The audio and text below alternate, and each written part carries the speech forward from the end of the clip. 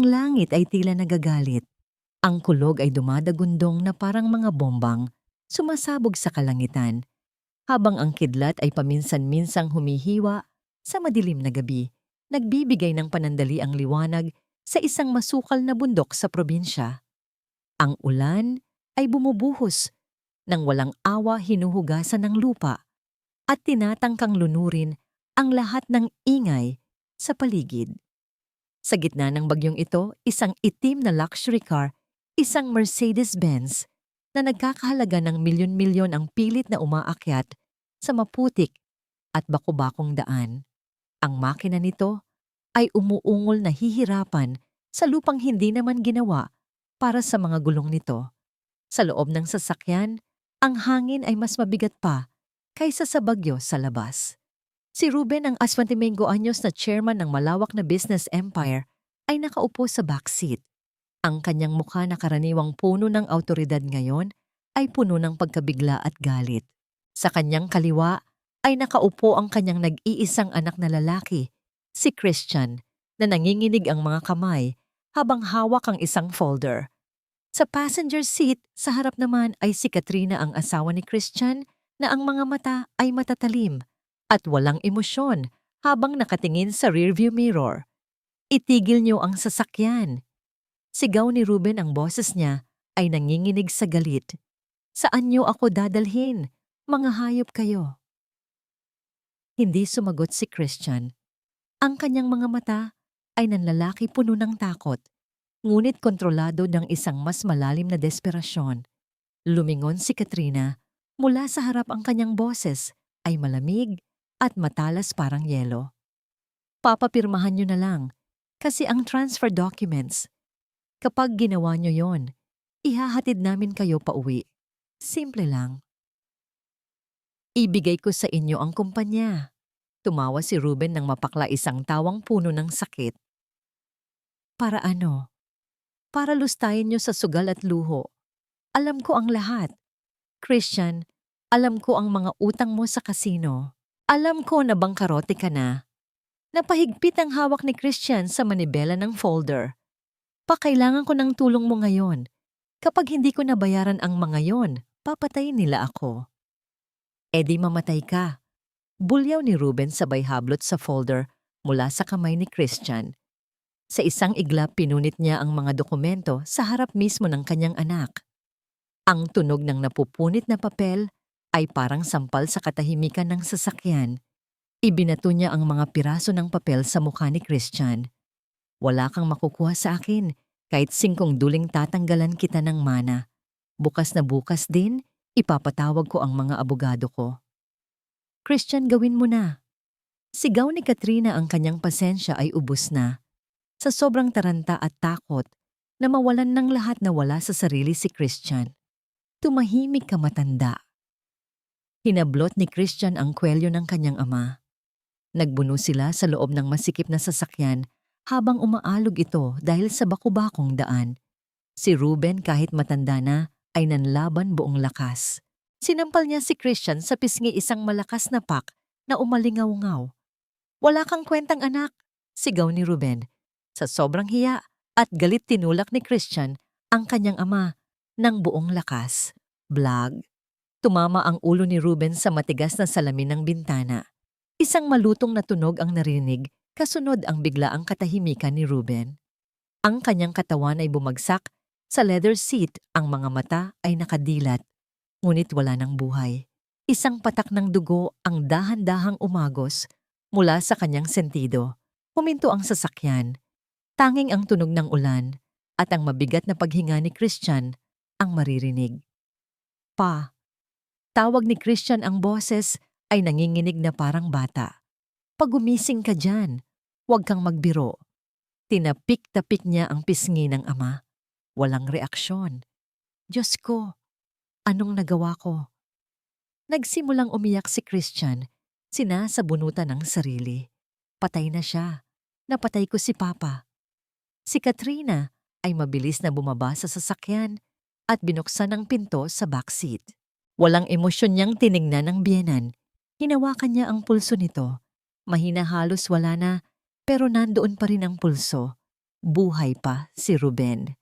Tumingin si Katrina kay Christian, ang kanyang muka ay parang maskara ng kasamaan. Christian, makinig ka sa akin. Tumawag tayo ng ambulansya. Baka maagapan pa. Akmang kukunin ni Christian ang kanyang telepono. Hinablot ni Katrina ang kamay ng asawa at sinampal ito ng malakas. Pak! Gago ka ba? Sigaw ni Katrina, ang kanyang mga mata ay nanlilisik. Kapag dinala natin siya sa ospital, magigising siya. At kapag nagising siya, ikukulong ka niya. Tatanggalan ka niya ng mana. Magiging pulubi tayo, Christian. Gusto mo bang mamuhay sa kangkungan? Pero, wala nang pero-pero. Hinawakan ni Katrina ang mukha ni Christian, pinipilit itong tumingin sa kanya. Tapusin na natin to. Nandito na tayo sa gitna ng kawalan. Walang makakakita. Walang makakaalam.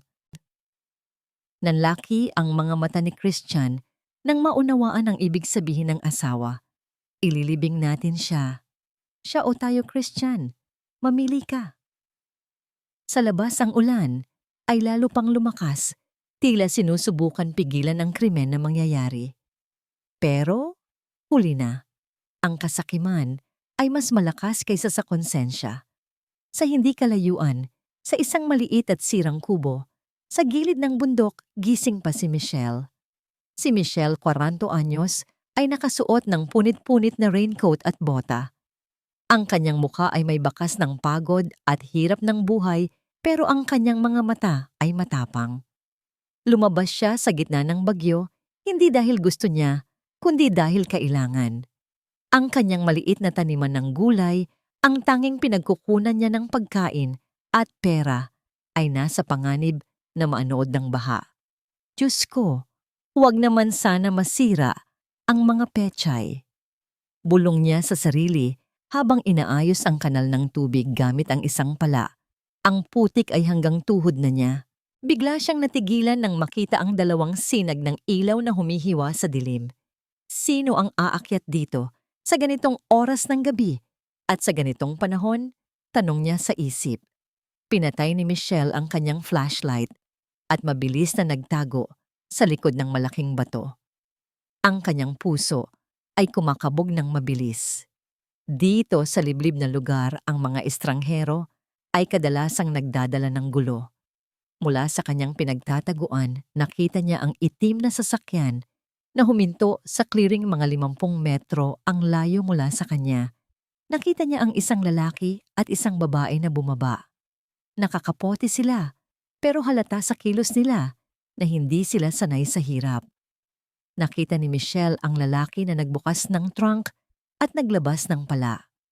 Pagkatapos, binuksan nila ang pinto sa likod at may hinila silang isang bagay na mabigat. Napatakip si Michelle ng bibig upang pigilan ang sigaw. Tao. Isang tao ang hinihila nila na parang sako ng basura. Bilis-bilisan mo. Rinig niyang sigaw ng babae bagaman nilulunod ng ulan ang boses nito. Nakita ni Michelle kung paano umiiyak at nagmumura ang lalaki habang naghuhukay sa maputik na lupa. Ang babae naman ay nakatayo lang, hawak ang payong, tila isang supervisor sa impyerno. Ang hukay ay hindi malalim, sapat lang para matakpan ang katawan. Inihulog nila ang matanda sa butas. Patawarin mo ako pa. Humahagulgol na, sabi ng lalaki habang nagsisimulang magtabon ng lupa. Ama niya, kinilabutan si Michelle. Ang lamig ng ulan ay tumagos hanggang sa kanyang buto, pero mas malamig ang naramdaman niyang takot.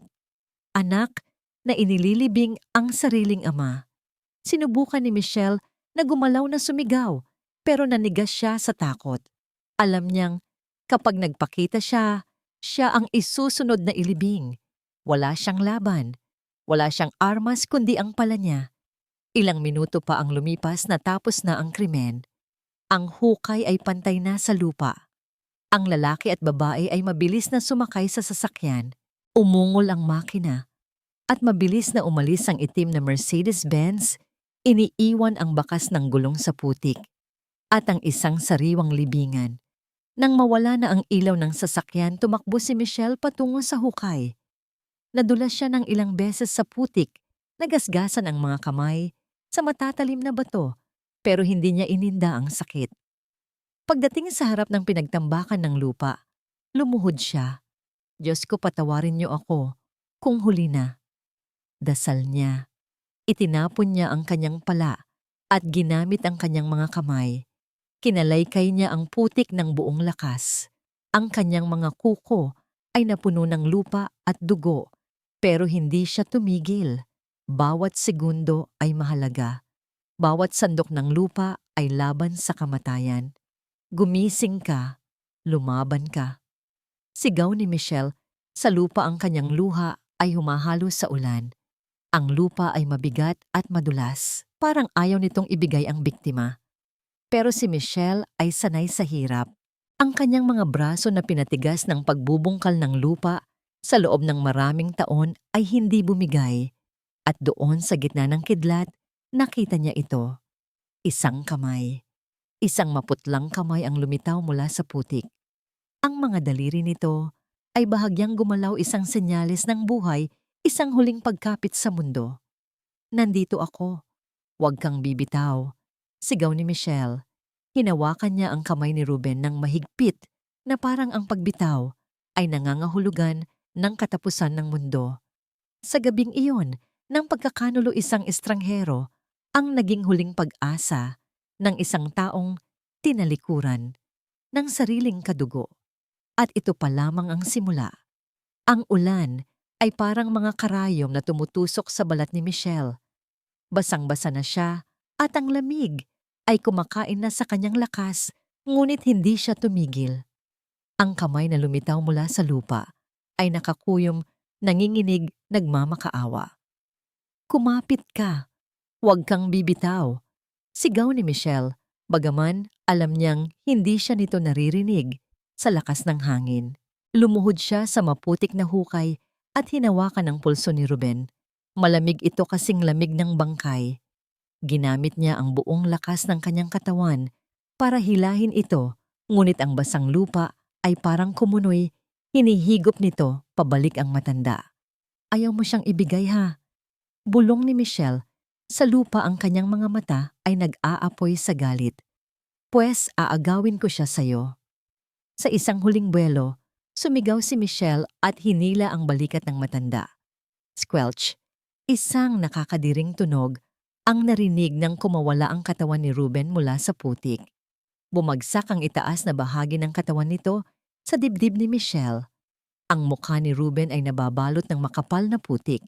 Ang kanyang bibig at ilong ay barado. Hindi siya humihinga. Hindi. Mabilis na pinunasan ni Michelle ang mukha ng matanda. Ginamit niya ang kanyang mga daliri para dukutin ang putik sa bibig nito. Wala siyang pakialam sa dumi. Ang instinct niya bilang dating nurse ay sumipa ng kusa. Inilapit niya ang kanyang tainga sa bibig ni Ruben. Walang hangin, walang tibok sa leeg. Gising, sigaw niya. Iinunurong niya ang panga ni Ruben at tinakpan ang ilong nito. Huminga siya ng malalim at ibinigay ang hangin sa bibig ng matanda. Ang kanyang dibdib ay tumaas. 1, 2, 3. Ipinatong niya ang kanyang mga palad sa gitna ng dibdib ni Ruben at nagsimulang mag-pump. Pump, pump, pump, pump. Huwag kang mamatay sa akin, tanda. Hindi ako nagpakahirap maghukay para lang ilibing ka ulit. Ang ulan ay humahalo sa pawis at luha ni Michelle. Ang bawat kompresyon ay nagpapasakit sa kanyang likod, pero hindi siya huminto. Sa isip niya, nakikita niya ang mukha ng kanyang sariling ama na namatay sa ospital dahil walang pambayad, habang ang mga doktor ay nakatingin lang. Hindi niya hahayaang mangyari ulit yon. Hindi sa harap niya. Pump, pump, pump. Biglang gumalaw ang dibdib ni Ruben. Isang marahas na ubo ang kumawala sa kanya, kasunod ang pagsuka ng maitim na putik at tubig. Ah! Ang tunog ay parang galing sa ilalim ng balon. Mabilis na itinaob ni Michelle si Ruben para mailabas nito ang lahat ng dumi. Ang matanda ay humihingal, bawat paghinga ay parang huni ng sirang makina, pero buhay siya. Napaupo si Michelle sa putikan, nanginginig ang mga kamay habang nakatingin sa langit. Salamat! Pero hindi pa tapos ang laban. Ang bagyo ay lalong lumalakas. Kung iiwan niya dito ang matanda, mamamatay ito sa hypothermia. Sobrang lamig. Tiningnan niya si Ruben. Malaki ang katawan nito, mabigat at walang malay. Tiningnan niya ang kanyang sarili, payat pagod at gutom.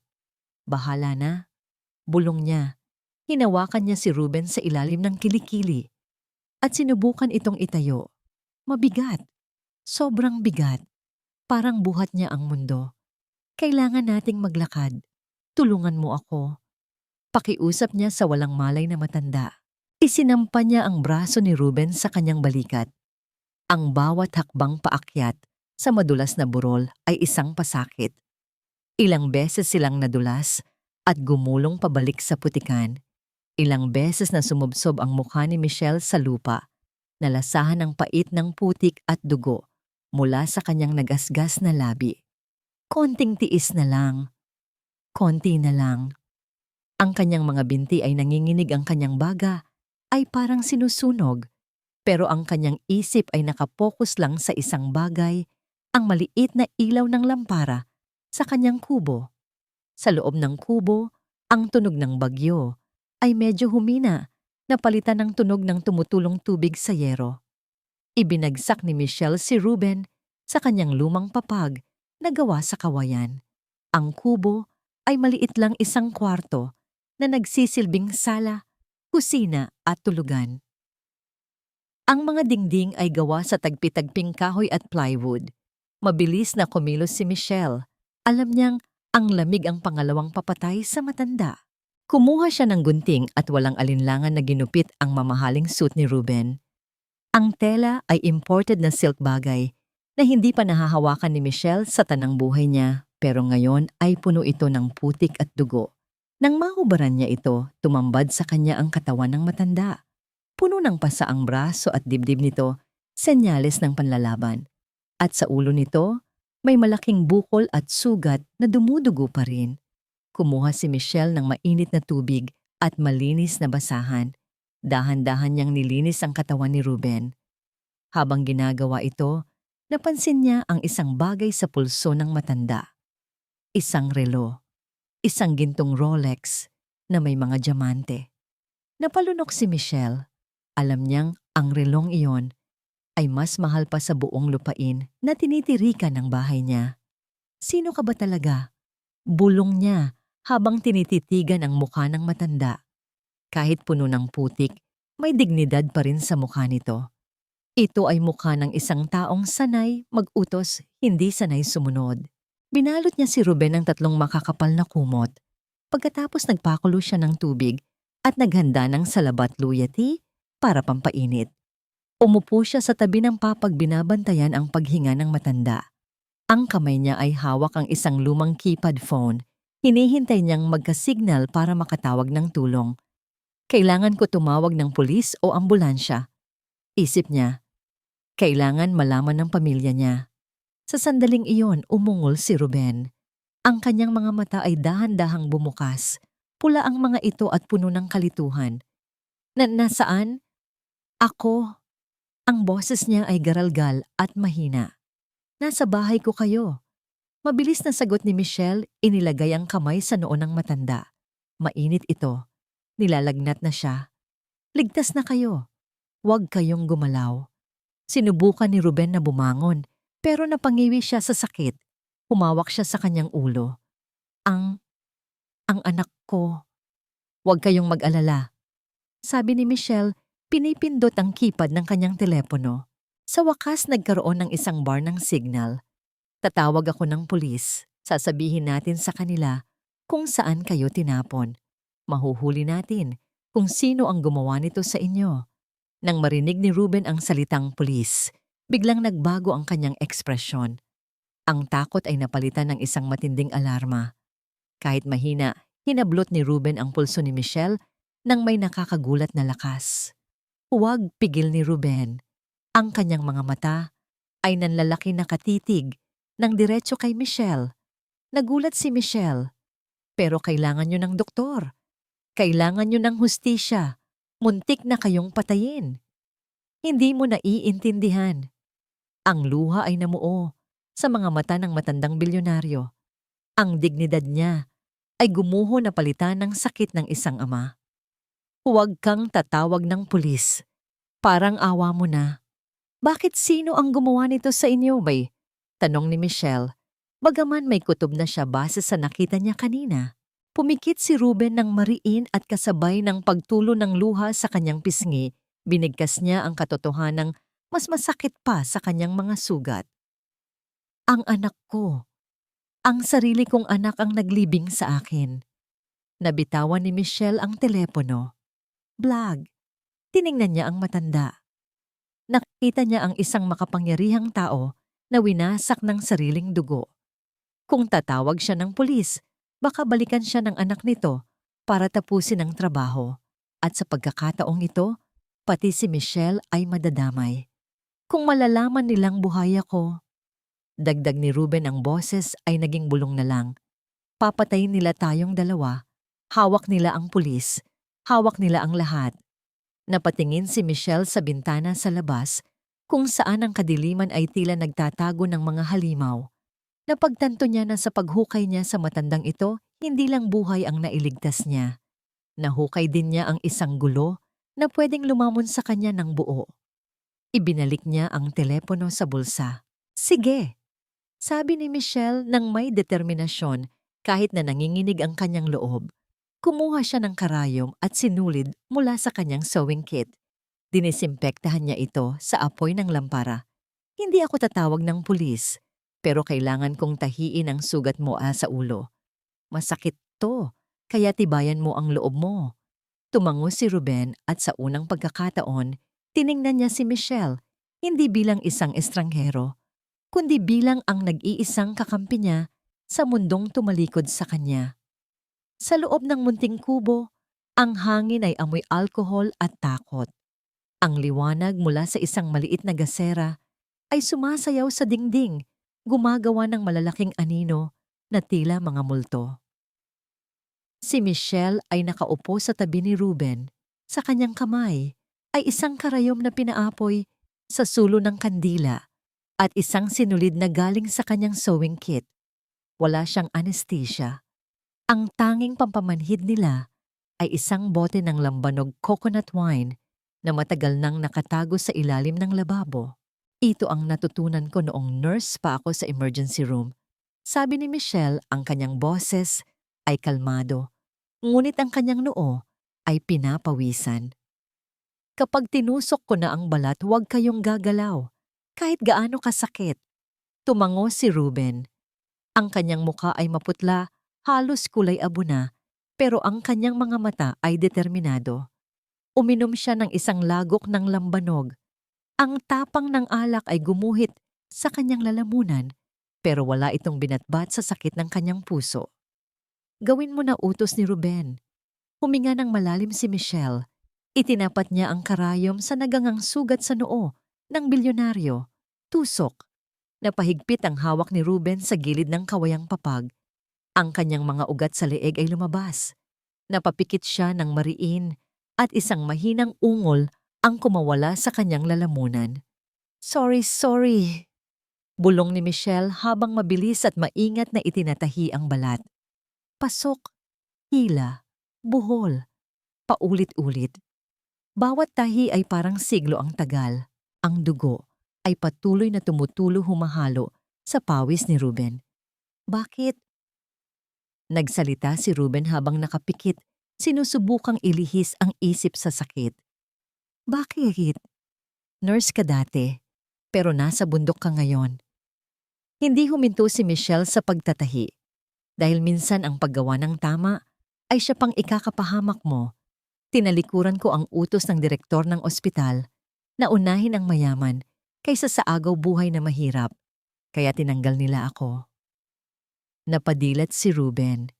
Tinitigan niya ang babaeng nagliligtas sa kanya. Isang babaeng nawalan ng trabaho dahil sa mga tulad niya mga mayayaman na akala ay pag-aari nila ang mundo. Tapos na, sabi ni Michelle, sabay gupit sa sinulid. Nilagyan niya ito ng malinis na gasa at tinali gamit ng punit na tela. Bumagsak ang katawan ni Ruben sa unan. Ang sakit at pagod ay dumanal sa kanya. Sa loob ng ilang minuto, nakatulog siya. Pero hindi ito mahimbing na tulog. Habang lumalalim ang gabi, nagsimulang manginig ang katawan ni Ruben. Ang kanyang balat ay nag-init na parang kalan. Nilalagnat siya impeksyon mula sa maruming putik at tubig ulan. Christian, huwag! Ungol ni Ruben sa kanyang pagtulog. Binasa ni Michelle ang bimpo at ipinatong sa noo ng matanda. Anak? Patuloy na bulong ni Ruben ang luha ay tumutulo kahit nakapikit. Binigay ko sa iyo ang lahat. Bakit kulang pa rin? Nakinig si Michelle sa mga deliryo ng matanda. Narinig niya ang kwento ng isang ama na nagtrabaho ng buong buhay para sa pamilya, ngunit pinalaki ang isang halimaw. Narinig niya ang pangalan ng kumpanya Golden Summit Group. Nanlaki ang mata ni Michelle. Kilala niya ang kumpanyang yon. Iyon ang may-ari ng pinakamalalaking mall at hotel sa bansa. Ang taong nasa papag niya ay hindi lang basta mayaman siya, ay isa sa mga hari ng Pilipinas. At ang haring ito ay tinapon na parang basura. Kinaumagahan tumila na ang ulan.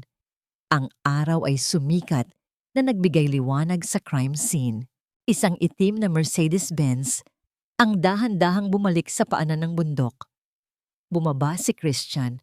Wala na siyang suot na kapote. Naka-polo shirt siya at shades, pero halata ang panginginig ng kanyang mga kamay. Sabi ko naman sa'yo huwag na tayong bumalik. Reklamo ni Katrina mula sa loob ng kotse. Masyadong delikado. Kailangan kong makasiguro. Sigaw ni Christian. Umulan ng malakas kagabi. Baka naanod ang lupa. Baka lumitaw ang kakatawan. Naglakad si Christian patungo sa lugar kung saan nila inilibing ang ama. Ang kanyang sapatos ay nalulubog sa putik, pero hindi niya ito alintana. Ang kanyang puso ay kumakabog ng mabilis, parang sasabog sa dibdib niya. Pagdating niya sa clearing natigilan siya, para siyang binuhusan ng malamig na tubig. Ang lupa ay bungkal, may mga bakas ng kamay sa putik, may mga bakas ng pagkakadulas, at ang hukay na pinaghihirapan niyang tabunan kagabi ay may butas sa gitna. Hindi. Tumakbo si Christian at lumuhod sa hukay. Kinalaykay niya ang lupa, gamit ang kamay. Walang katawan, walang bangkay. Papa. Sigaw ni Christian. Ang boses niya ay pinaghalong takot at pagkabaliw. Lumabas si Katrina sa sasakyan tumatakbo. Anong nangyayari? Bakit ka sumisigaw? Wala siya. Wala si Papa. Humarap si Christian sa asawa, namumutla ang muka. Buhay siya o may kumuha sa kanya. Imposible. Tiningnan ni Katrina ang hukay.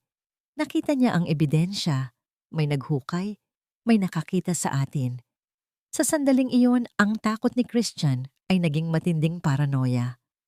Lumingon-lingon siya sa paligid. Ang gubat ay tahimik, pero pakiramdam niya ay may mga matang nakatingin sa kanila.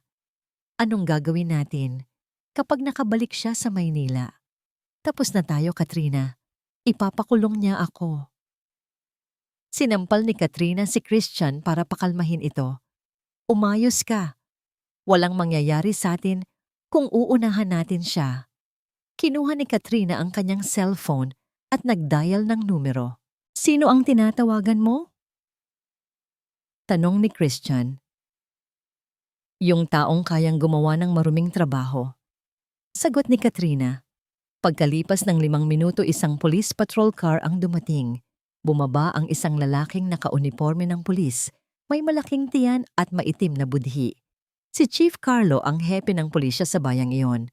Lumapit si Carlo kina Christian ngumunguya ng chewing gum. Mr. Christian, Mrs. Katrina, ang aga nyo naman yata mamasyal sa bundok. Wala kaming oras para sa biro, Carlo. Mariing sabi ni Christian. Naglabas siya ng makapal na sobre na puno ng pera at inabot kay Carlo. Tinanggap ni Carlo ang sobre, sinilip ang laman at ngumiti ng nakakaloko. Mukhang malaking problema to ah. Anong kailangan niyong ipagawa? Itinuro ni Christian ang bakanteng hukay. Ang ama ko, nawawala siya. May kumuha sa kanya. Tinaasan ng kilay si Carlo. Akala ko ba nasa ospital siya sa Maynila? Makinig ka. Sabat ni Katrina, ang boses ay matalim. May nagtatago sa kanya dito sa bundok. Isang magnanakaw. Isang kriminal. Kailangan mo silang hanapin. At kapag nahanap ko, tanong ni Carlo. Tumingin si Christian sa kawalan, ang muka ay unti-unting nilamon ng dilim. Ang takot ay nagiging puot. Kapag nahanap mo, siguraduhin mong hindi na siya makakapagsalita kahit kailan. Tumango si Carlo. Inayos niya ang kanyang baril sa holster. Madali lang yan. Kilala ko ang bawat tao sa bundok na to.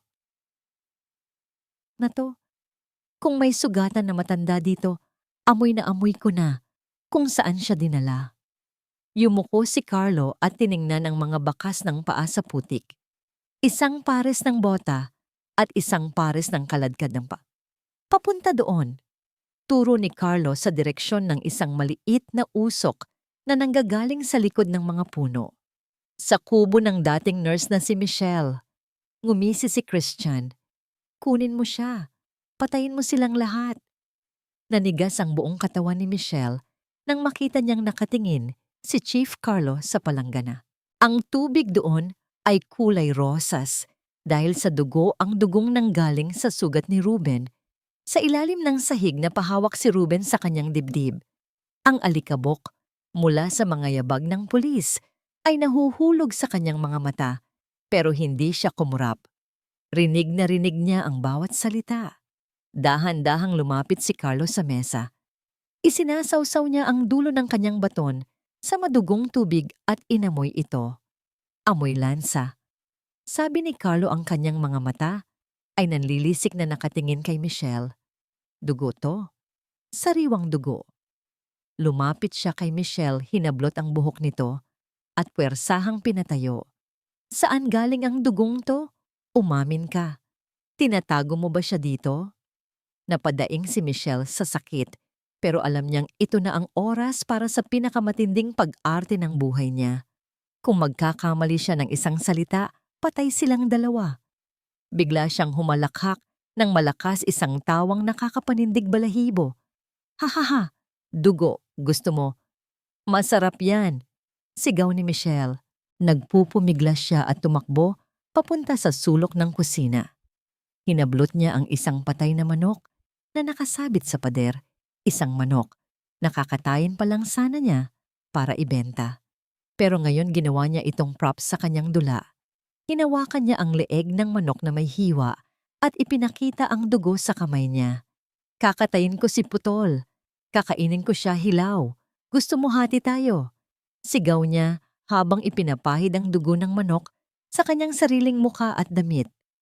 Dugo-dugo para lumakas. Nandidiring binitawan ni Carlo ang baton niya. Punyeta, napakababoy mo. Ang mga pulis sa likod ay nagtakip ng ilong. Ang baho ng lansa, hinaluan ng amoy ng luma, at basang kahoy ay nakakasulasok. Baliw nga ang babaeng to, Chief, sabi ng isang pulis. Sayang lang oras natin dito. Mukhang nagkakatay lang siya ng hayop. Pero hindi pa kumbinsido si Carlo. Ang kanyang instinto bilang kurakot na pulis ay nagsasabing may mali. Tiningnan niya ang sahig. Ang sahig na kawayan at tabla ay luma na at maingay. Naglakad si Carlo sa gitna ng kwarto. Creak! Ang bawat hakbang niya ay papalapit sa banig kung saan nakatago ang trapdoor. Sa ilalim nakita ni Ruben ang liwanag na tumatagos sa pagitan ng mga tabla. Nakita niya ang anino ng bota ng pulis na huminto mismo sa tapat ng kanyang mukha. Ilang pulgada na lang ang pagitan. Pinigil ni Ruben ang kanyang paghinga hanggang sa sumakit ang kanyang baga. Kung gagalaw ang tabla, makikita siya. Itinaas ni Carlo ang kanyang paa, akmang tatapakan ang tumpok ng maruruming damit sa ibabaw ng banig. Anong meron dito? Tanong ni Carlo at dahan-dahang yumuko para hawin ang mga damit. Nakita ni Michelle na bubuksan na ni Carlo ang taguan. Kailangan niyang gumawa ng gulo. Ngayon na. Wag mong kunin ang Ning anak ko. Biglang sumugod si Michelle. Kagat-kagat ang leeg ng manok, dinamba niya ang binti ni Carlo at niyakap ito ng mahigpit. Anak ko yan. Huwag mong galawin. Boom. Sigaw niya habang kinakalmot ang pantalon ng hepe. Bitawan mo ako, hayop ka. Sa gulat at pandidiri, sinipa ni Carlo si Michelle ng malakas sa tiyan. Blag. Tumalsik si Michelle at tumama ang kanyang likod sa dingding. Napahiga siya sa sahig na mimilipit sa sakit, pero patuloy pa rin sa pagtawa ng parang demonyo. Hehe. Masakit. Masarap. Pinagpag ni Carlo ang kanyang pantalon na nalagyan ng dugo at putik. Sukdula na ang kanyang asar. Tara na. Sigaw ni Carlo sa mga tauhan niya. Walang matinong tao ang magtatagal sa bahay na to. Amoy imburnal. Bago lumabas, lumingon muli si Carlo kay Michelle na nakahiga sa sahig. Makinig ka, baliw. Banta ni Carlo habang nakahawak sa kanyang baril. Kung makita ko ang matandang yon at tinulungan mo siya, hindi lang kita sisipain, papatayin kita at ipapakain ko ang bangkay mo sa mga aso. Dumura si Carlo sa sahig bago padabog na lumabas ng pinto. Halughugin niyo ang kabilang sityo. Utos niya sa labas. Naghintay si Michelle ng ilang minuto. Nakinig siya sa mga yabag na papalayo. Ang tunog ng mga bota ay unti-unting nawala, napalitan ng tunog ng hangin at mga ibon. Dahan-dahang bumangon si Michelle. Hawak niya ang kanyang tiyan na nananakit dahil sa sipa. Tumutulo ang luha sa kanyang mga mata, hindi dahil sa sakit, kundi sa halo-halong emosyon ng takot at galit. Gumapang siya palapit sa banig at mabilis na hinawi ang mga kalat. Binuksan niya ang trapdoor. Ruben. Tawag niya ng pabulong. Walang sumagot. Kinabahan si Michelle. Ruben. Dahan-dahang gumalaw ang matanda sa dilim. Puno ng sapot at alikabok ang mukha nito. Nanginginig ito hindi dahil sa lagnat, kundi sa takot na naramdaman niya habang nasa itaas ang berdugo. Tinulungan ni Michelle na makaahon si Ruben. Napaupo ang matanda sa sahig habol ang hininga. Tiningnan niya si Michelle, ang babaeng puno ng dugo ng manok, may pasa sa muka at gulo-gulo ang buhok. Iniligtas mo ako. Bulong ni Ruben, ang boses ay basag. Bakit mo ginawa yon para sa estranghero? Sinipa ka niya. Muntik ka na niyang patayin. Pinunasan ni Michelle ang dugo sa kanyang pisngi, gamit ang likod ng kanyang palad. Bumalik ang kanyang tapang. Ang baliw na babae kanina ay naglaho na. Dahil alam ko ang pakiramdam ng inaapakan. Sagot ni Michelle, ang kanyang mata ay matalim. At dahil galit ako sa mga taong akala nila, kaya nilang bilhin ang buhay ng iba. Tumayo si Michelle at sumilip muli sa bintana. Ang nakita niya ay nagpatigil sa kanyang puso. Hindi umalis ang mga pulis. Sa halip naglagay sila ng checkpoint sa tanging daan, palabas ng nayon. May mga nakaharang na barikada at mga pulis na nagbabantay sa bawat kanto. Napahawak si Michelle sa hamban ng bintana. Anong problema? Tanong ni Ruben. Lumingon si Michelle sa kanya, ang mukha ay seryoso. Naka-lockdown ang buong nayon, sabi niya. Nakakulong tayo. Hinihintay lang nila tayong lumabas para katayin. Ang gabi ay lumalim at kasabay nito lumala ang kondisyon ni Ruben. Ang kanyang katawan ay nanginginig, nang malala ang kanyang nangipin ay nagngangalit. Ang sugat sa kanyang noo ay namumula at naglalabas ng nana. Sepsis. Ang impeksyon ay kumakalat na sa kanyang dugo. Ang lamig. Bulong ni Ruben, kahit na ang balat niya ay nag-aapoy sa init. Hinawakan ni Michelle ang noo ng matanda. Napaso ang kanyang palad. Alam niya bilang nurse na nauubusan na sila ng oras. Kung hindi ito maiiniksiyunan ng antibiotics, sa loob ng ilang oras mamamatay ito. Kailangan kong lumabas. Desisyon ni Michelle. Isinuot niya ang kanyang jacket at kinuha ang huling pera niya sa garapon. Huwag! Pigil ni Ruben mahigpit na hinawakan ang laylayan ng damit ni Michelle. Mahuhuli ka nila. Mas gugustuhin ko pang mahuli kaysa panoorin kang mamatay dito. Mariing sagot ni Michelle. Babalik ako. Pangako.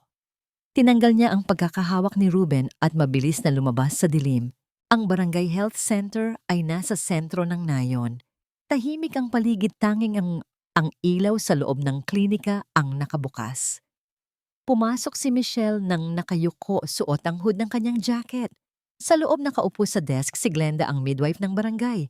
Kilala ni Michelle si Glenda, mahilig itong makipagtsismisan at mukhang pera. Glenda! Tawag ni Michelle. Nagulat si Glenda at nabitawan ang kanyang cellphone. Michelle, akala ko ba, baliw ka na, sabi ng mga pulis. Kailangan ko ng ceftriaxone at paracetamol. Yung injectable, diretsong sabi ni Michelle, inilapag ang gusot-gusot na pera sa mesa. Wala nang tanong-tanong, bayad na to. Tinitigan ni Glenda ang pera, tapos tiningnan si Michelle nang may halong hinala. Dahan-dahang gumuhit ang isang ngingiti sa labi ng midwife. Isang ngiting hindi umaabot sa mata. Para saan? May sakit ka ba? Tanong ni Glenda habang dahan-dahang inaabot ang pera. Basta, ibigay mo na lang, sagot ni Michelle.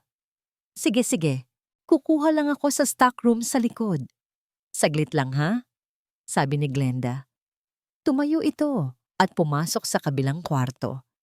Naiwan si Michelle sa waiting area. Ang kabog ng dibdib niya ay napakalakas. Tumingin siya sa paligid. Napansin niya ang cellphone ni Glenda na naiwan sa mesa. Umiilaw ito. Outgoing call Chief Carlo.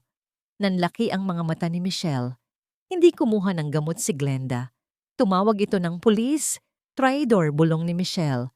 Mula sa stock room narinig niya ang boses ni Glenda na bumubulong, Opo Chief, nandito siya. Humihingi ng gamot para sa sugat. Sigurado ako, para yon sa matanda. Hindi na naghintay si Michelle. Tumakbo siya palabas ng klinika nang mabilis pa sa hangin. Hoy Michelle, bumalik ka dito. Sigaw ni Glenda mula sa pinto, pero nakalayo na si Michelle sa dilim. Tumakbo si Michelle pabalik sa kanyang kubo. Ang hangin ay humahampas sa kanyang mukha. Ang bawat segundo ay mahalaga. Alam niyang papunta na ang mga pulis. Kailangan niyang mailikas si Ruben bago sila dumating. Diyos ko, sana maabutan ko pa siya. Dasal niya. Pagdating niya sa paanan ng burol, nakita niya ang kanyang kubo. Bukas ang pinto. Huminto ang mundo ni Michelle. Nakaawang ang pinto. Iniwan niyang nakasara iyon kanina. Dahan-dahan humakbang siya palapit. Wala siyang armas. Wala siyang plano. Pero nandoon ang pasyente niya. Pagpasok niya sa pinto, bumungad sa kanya ang isang eksenang nagpatigil ng kanyang paghinga. Si Chief Carlo ay nakatayo sa gitna ng kwarto. Nakatutok ang kanyang baril sa ulo ni Ruben. Ang matanda ay nakaluhod sa sahig, duguan ng ilong, halatang sinaktan na naman. Well, ngisi ni Carlo habang nanginunguya ang kanyang chewing gum.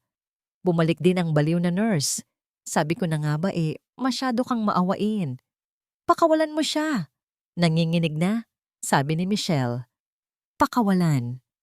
Alam mo ba kung magkano ang patong sa ulo ng matandang to? Tumawa si Carlo. Si Christian, ang anak niya, ay nag-offer ng 5 milyon para sa katahimikan. 5 milyon, Michelle. Hindi ko kikitain yon kahit maging pulis ako ng 100 taon. Tumingin si Ruben kay Michelle, ang mata ay puno ng pagsisisi. Tumakbo ka na, Michelle. Iligtas mo ang sarili mo. Tahimik. Sigaw ni Carlos sabay hampas ng baril sa pisngi ni Ruben. Aray daing ng matanda. Huwag mo siyang saktan. Sigaw ni Michelle humakbang palapit. Huwag kang gagalaw. Itinutok ni Carlo ang baril kay Michelle. Ngayon dahil nandito na kayong dalawa, mas madali ang trabaho ko. Papatayin ko ang matanda, tapos papatayin kita. Palalabasin kong nanlaban kayo. Case closed. Ngumisi si Carlo, ang kanyang daliri ay humihigpit sa gatilyo. Kampanteng-kampante siya. Para sa kanya, isa lang mahinang babae at isang mamamatay na matanda ang kaharap niya. Wala silang laban. Pero may isang bagay na hindi napansin si Carlo. Nakatayo si Michelle sa tabi ng kalan. At sa ibabaw ng kalan ang takuri kettle na puno ng tubig na ipinakulo niya bago umalis. ay umuusok na. Kumukulo na ito kanina pa. Tumingin si Michelle kay Carlo tapos sa takure. Anong tinitingin-tingin mo dyan? Tanong ni Carlo. Tinitingnan ko lang. Sabi ni Michelle, ang boses ay biglang naging matigas kung gaano kakatanga. Bago pa makareact si Carlo, hinablot ni Michelle ang hawakan ng mainit na takure gamit ang laylayan ng kanyang jacket. Sa isang mabilis na galaw, buong puwersa niyang isinaboy ang kumukulong tubig sa mukha ni Carlo. Push! Isang nakakabinging sigaw ang umalingaw-ngaw sa buong kubo. Ang kumukulong tubig ay direktang tumama sa matailong at leeg ni Carlo. Nalapnos ang kanyang balat. Sa sobrang sakit at gulat na bitawan niya ang kanyang baril at napahawak sa kanyang mukha habang naglulupasay sa sahig. Ang mata ko, papatayin kita. Sigaw ni Carlo habang namimilipit. Ngayon natakbo. Sigaw ni Michelle. Mabilis na tinayo ni Michelle si Ruben. Ang adrenaline ay nagbigay ng lakas sa kanila. Kahit masakit ang katawan, pilit na tumayo si Ruben. Sinipa ni Michelle ang baril ni Carlo papunta sa ilalim ng papag para hindi nito maabot agad. Tara na. Hinila ni Michelle si Ruben palabas ng pinto, papunta sa likod ng bahay kung saan nagsisimula ang masukal na gubat. Sa loob ng kubo, rinig pa rin nila ang mga sigaw at mura ni Carlo. Babalikan ko kayo, hindi kayo makakatakas. Ang ulan ay nagsimulang bumuhos muli. Ang gubat ay madilim at mapanganib, pero ito lang ang kanilang pag-asa. Tumakbo sila papasok. Sa mga puno, iniiwan ang kanilang nakaraan, tumatakbo para sa kanilang buhay. Ang digmaan ay nagsimula na. Ang gubat ay walang awa sa mga mahihina. Ang mga tinik ng talahib ay humihiwa sa kanilang mga binti. Ang putik ay humihigop sa kanilang mga paa. Sa bawat hakbang ni Ruben, pakiramdam niya ay hinihila siya ng lupa, pabalik sa impyerno. Hindi ko na kaya. Unggol ni Ruben at tuluyan siyang bumagsak sa ilalim ng isang malaking puno ng balete. Ang kanyang hininga ay maikli at mabilis. Ang kanyang mukha ay maputla pa sa liwanag ng buwan. Si Michelle, na puno ng galos at putik, ay lumuhod sa tabi niya. Hingal na hingal din siya. Tumayo kayo. Utos ni Michelle, pero may halong pag-aalala na ang boses niya. Kapag inabutan tayo dito ni Carlo, tapos na tayo. Iwan mo na ako, iha. Sabi ni Ruben habang tumutulo ang luha sa kanyang mga mata. Isa lang akong pabigat. Mamamatay ka lang nang dahil sa akin. Mayaman ako. Pero ngayon wala akong maibabayad sa'yo kundi kamatayan. Umupo si Michelle sa tabi ng matanda, sumandal sa puno, habang pinakikinggan ang tunog ng ulan at mga kuliglig. Pagod na rin siya. Alam niyo ba kung bakit ako naging nurse? Biglang tanong ni Michelle, nakatingin sa kawalan. Napatingin si Ruben sa kanya. Ang tatay ko. Namatay siya sa waiting area ng ospital. Kwento ni Michelle. Ang boses niya ay basag. Inatake siya sa puso.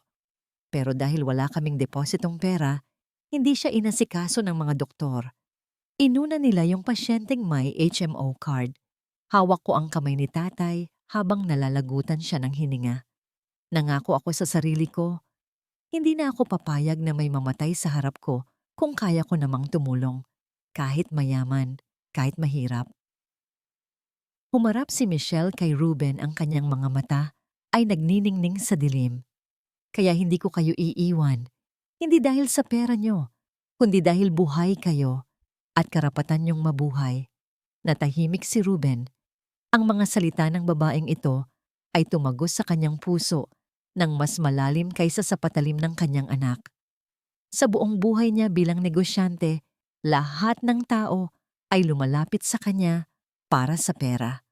Ito ang unang pagkakataon na may tumulong sa kanya nang walang hinihintay na kapalit. Patawarin mo ako. Humahagulgol na, sabi ni Ruben.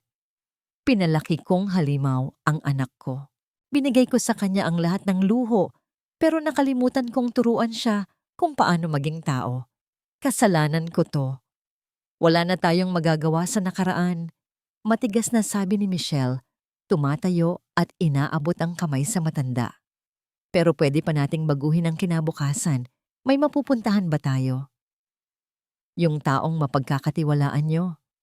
Nag-isip si Ruben. Halos lahat ng kakilala niya ay mga business partners na pwedeng bayaran ni Christian. Pero may isang mukha na pumasok sa isip niya. Isang taong tinanggal niya sa trabaho noong nakaraang buwan dahil lang sa pagiging matanda nito. Si Nestor, bulong ni Ruben. Ang dati kong driver, taga rito siya sa kabilang bayan, sa San Mateo. Gaano kalayo? Mga 5 kilometro pagbaba ng bundok. Hinawakan ni Michelle ang kamay ni Ruben at hinila ito patayo. Kaya natin yan. Kapit lang. Inabot sila ng madaling araw bago nakababa ng bundok. Ang kanilang mga damit ay sira-sira at sila ay mukhang mga pulubi.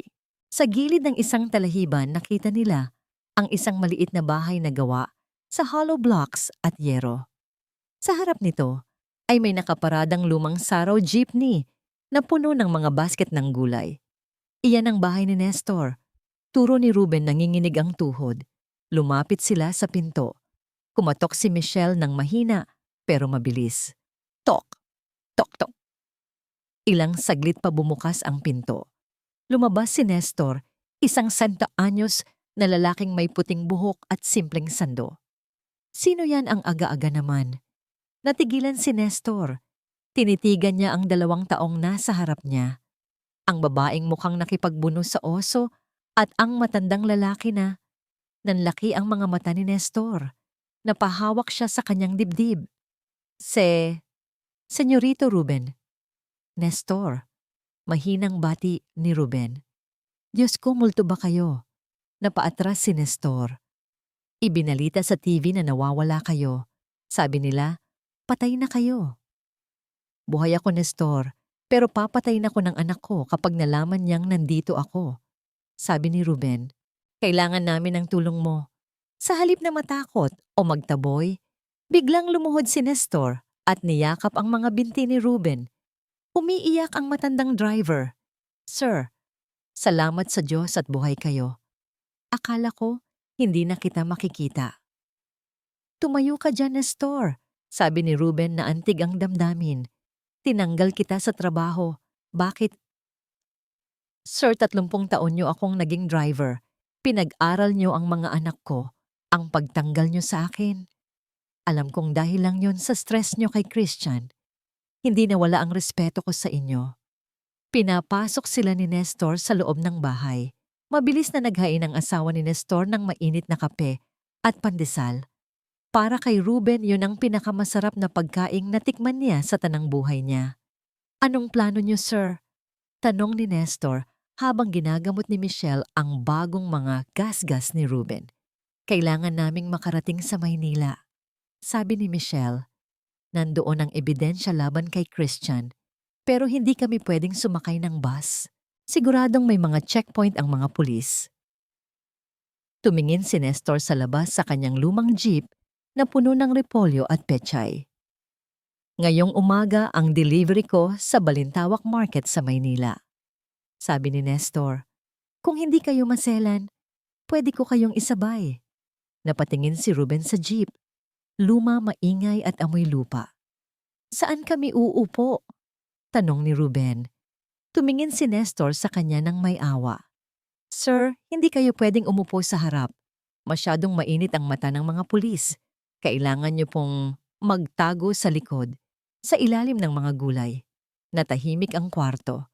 Ang chairman ng Golden Summit Group, ang taong nasanay sa first class na upuan ng eroplano at limousine, ay sasakay sa likod ng jeep at magtatago sa ilalim ng mga repolyo. Tumingin si Ruben kay Michelle. Tumingin siya kay Nestor. Alam niyang wala na siyang pride na natitira. Ang pride na yon ang halos pumatay sa kanya. Tumango si Ruben. Gawin natin. Pagkalipas ng 1 oras, nasa checkpoint na sila. Sigaw ng isang pulis kinakatok ang gilid ng jeep ni Nestor. Nasa ilalim ng tumpok ng daan-daang repolyo, sina Ruben at Michelle. Masikip, madilim. Amoy bulok na gulay. Ang mukha ni Ruben ay nakasubsob sa isang basket at ang braso ni Michelle ay nakayakap sa kanya para protektahan ang ulo niya. Lisensya! Utos ng pulis kay Nestor. Eto po sir, magde-deliver lang po sa Balintawak. Magalang na sagot ni Nestor kahit na tumatagaktak ang pawis niya sa kaba. Sumilip ang pulis sa likod ng jeep. Anong laman nito? Gulay lang po sir, repolyo pechay carrots. Sinundot ng pulis ang mga tumpok ng gulay gamit ang kanyang baton. Poke. Tumama ang dulo ng baton sa balikat ni Ruben. Napangiwi ang matanda sa sakit at muntik nang mapaaray. Agad tinakpan ni Michelle ang bibig ni Ruben gamit ang kanyang kamay. Ang kanilang mga puso ay nagwawala. Mukhang okay naman, sabi ng pulis. Sige lakad na. May hinahanap kaming kriminal, mag-ingat ka. Opo sir. Salamat po.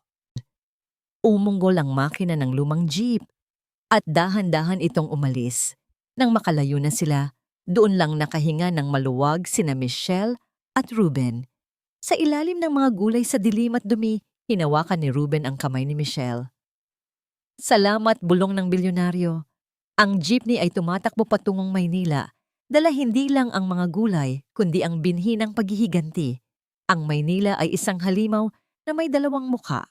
Sa isang banda nandoon ang kumikinang na skyscrapers ng Makati at BGC, kung saan naghahari si Ruben. Pero sa kabilang banda, nandoon ang tondo ang siksikan maingay at magulong bitukan ng lungsod. Dito dinala ng lumang jeep ni Nestor ang dalawang takas. Pumasok ang jeep sa isang masikip na eskinita na puno ng nakasabit na labada, mga batang nagtatakbuhan na walang sapin sa paa at mga tambay na nagiinuman sa tanghaling tapat. Ang amoy ng estero kanal ay humahalo sa usok ng barbecue at tambutso. Nandito na tayo, sabi ni Nestor habang ipinaparada ang jeep sa likod ng isang junk shop. Tinulungan ni Nestor at Michelle na bumaba si Ruben. Ang matanda ay hilo at nanlalambot. Ang kanyang mamahaling suit na ngayoy puno na ng putik at katas ng repolyo ay mukhang basahan na. Saan ito? Tanong ni Ruben habang tinatakpan ang kanyang ilong. Ang baho ng basura ay nanunuot sa kanyang sikmura. Sa Happyland, sir, sagot ni Nestor. Dito nakatira ang pinsan ko. Nasa abroad siya ngayon bilang OFW, kaya pinahiram muna sa akin ang kwarto niya. Walang maghahanap sa inyo dito. Kahit mga pulis takot pumasok sa lugar na to. Naglakad sila sa isang labyrinth ng mga dikit-dikit na bahay na gawa sa plywood at yero. Rinig na rinig ni Ruben ang ingay ng paligid, isang nag-aaway na mag-asawa, isang umiiyak na sanggol, at ang walang kamatayang My Way na kinakanta sa videoke ng kapitbahay. Pumasok sila sa isang maliit na kwarto sa ikalawang palapag. Ang hagdan ay gawa sa marupok na kahoy na tumutunog sa bawat hakbang. Creak! Creak! Ang kwarto ay napakaliit, mga 10 metro kwadrado lang. Mainit na parang oven dahil yero ang bubong at walang kisame. May isang maliit na bentilador na maingay umikot at isang foam na nakalatag sa sahig. Dito ako matutulog. Tanong ni Ruben, hindi makapaniwala. Ang banyo niya sa mansyon ay mas malaki pa sa buong bahay na ito. Pasensya na sir, yumuko si Nestor. Ito lang ang kaya naming ibigay. Tumingin si Michelle kay Ruben ng matalim. Mas mabuti na yan kaysa sa selda ng kulungan o sa hukay sa bundok. Magpasalamat na lang kayo. Napatahimik si Ruben. Tama si Michelle, wala na siya sa posisyon para magreklamo. Lumipas ang ilang oras. Gabi na. Naghain si Michelle ng hapunan sa maliit na mesa. Ang ulam nila, 3 piraso ng tuyo dried fish, nilagang itlog at sinangag na kanin. Tinitigan ni Ruben ang tuyo. Ang amoy nito ay matapang at maalat. Sanay siya sa steak, lobster at wine. Hindi niya alam kung paano kakainin ang isdang ito na parang tuyot na kahoy. Kain na. Utos ni Michelle. Kumuha si Ruben ng kutsara at tinidor. Sinubukan niyang hiwain ang tuyo, pero matigas ito. Tumalsik ang ulo ng isda sa sahig. Napabuntong hininga si Michelle. Kinuha niya ang plato ni Ruben. Gamit ang kanyang kamay mabilis at sanay niyang hinimay ang isda, tinanggal ang tinik at inihalo sa kanin. Huwag kayong maarte. Kailangan niyo ng lamantian para gumaling ang sugat niyo, sabi ni Michelle, sabay abot ng plato sa mo. Ang tawag dyan survival food. Sinubukan ni Ruben ang isang subo. Maalat. Masyadong maalat para sa panlasa niya. Pero nang nanguyain niya ito, kasama ng kanin naramdaman niya ang init sa kanyang tiyan. Ito ang lasa ng paghihirap. Ito ang lasa ng buhay ng mga taong hindi niya pinapansin noon. Salamat, mahinang sabi ni Ruben. Masarap pala. Habang kumakain binuksan ni Nestor ang isang maliit at lumang TV sa sulok. Malabo ang signal at maingay ang static, pero napanood nila ang balita. Flash report chairman ng Golden Summit Group, nawawala pa rin. Pamilya nag-aalala. Nanlaki ang mga mata ni Ruben. Napahinto siya sa pagnguya. Sa screen lumabas ang mukha ni Christian. Nakasuot ito ng itim na polo mugto, ang mata halatang peke, at nagsasalita sa harap ng maraming reporters. Nasa tabi niya si Katrina na umaakto ring umiiyak habang pinupunasan ang mata ng panyo. Papa kung nasaan ka man. Sabi ni Christian sa TV, ang boses ay nanginginig sa drama. Umuwi ka na. Nag-aalala na kami sa'yo. Kung may dumukot sa kanya, ibibigay namin ang anumang ransom. Sinungaling sa sigaw ni Ruben at ibinato niya ang hawak na kutsara sa TV. Napakasama mong anak. Ikaw ang naglibing sa akin. Nagpatuloy ang balita. Sa ngayon, habang nawawala ang chairman ng board of directors, ay nagtalaga kay Christian Go bilang acting chairman para masigurado ang takbo ng kumpanya. Napahawak si Ruben sa kanyang dibdib. Kinuha na niya ang kumpanya. Lumapit si Michelle at hinagod ang likod ng matanda. Huwag kayong magpadala sa galit. Yan ang gusto nila, ang isipin ng tao na wala na kayo. Wala na akong kapangyarihan. Sabi ni Ruben, ang boses ay puno ng kawalan ng pag-asa. Wala na akong pera, wala na akong kumpanya. Isa na lang akong matandang nagtatago sa tondo. Tiningnan siya ni Michelle. Hinawakan niya ang magkabilang balikat ni Ruben at pinaharap sa kanya. Makinig kayo. Seryosong sabi ni Michelle.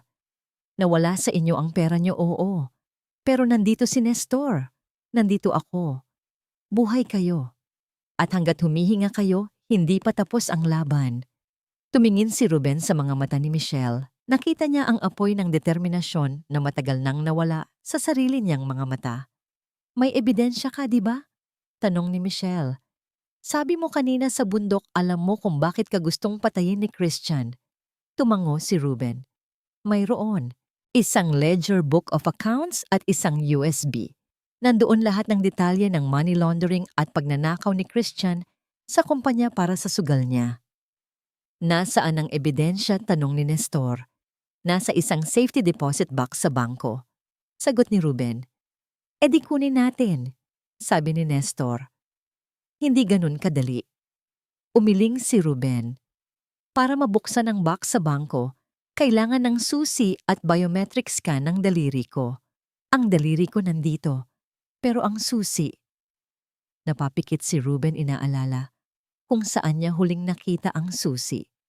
Ang susi ay nasa secret vault ko sa loob ng aking mansyon.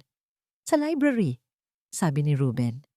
At siguradong binabantayan ni Katrina ang bahay na parang lawin. Napatahimik silang tatlo. Ang kailangan nila ay nasa loob ng lungga ng leon. Tumingin si Michelle sa bintana kung saan tanaw ang mga ilaw ng lungsod na puno ng ingay at gulo. Kung hindi makakapasok si Ruben, sabi ni Michelle, dahan-dahang humuhulma ang isang plano sa isip niya. Kailangan natin ng taong hindi nila kilala, taong sanay magpanggap. Tumingin si Nestor at Ruben kay Michelle. Ako ang papasok, deklara ni Michelle. Delikado, tutol ni Ruben. Kailangan nila ng katulong, di ba? Ngumiti si Michelle ng mapakla. Tingnan niyo ako, mukha ba akong mayaman? Sanay ako sa hirap. Sanay akong maglinis ng dumi ng ibang tao. Papasukin ko ang mansyon niyo. Sa gabing iyon, sa gitna ng init at ingay ng tondo, nabuo ang plano ng paghihiganti.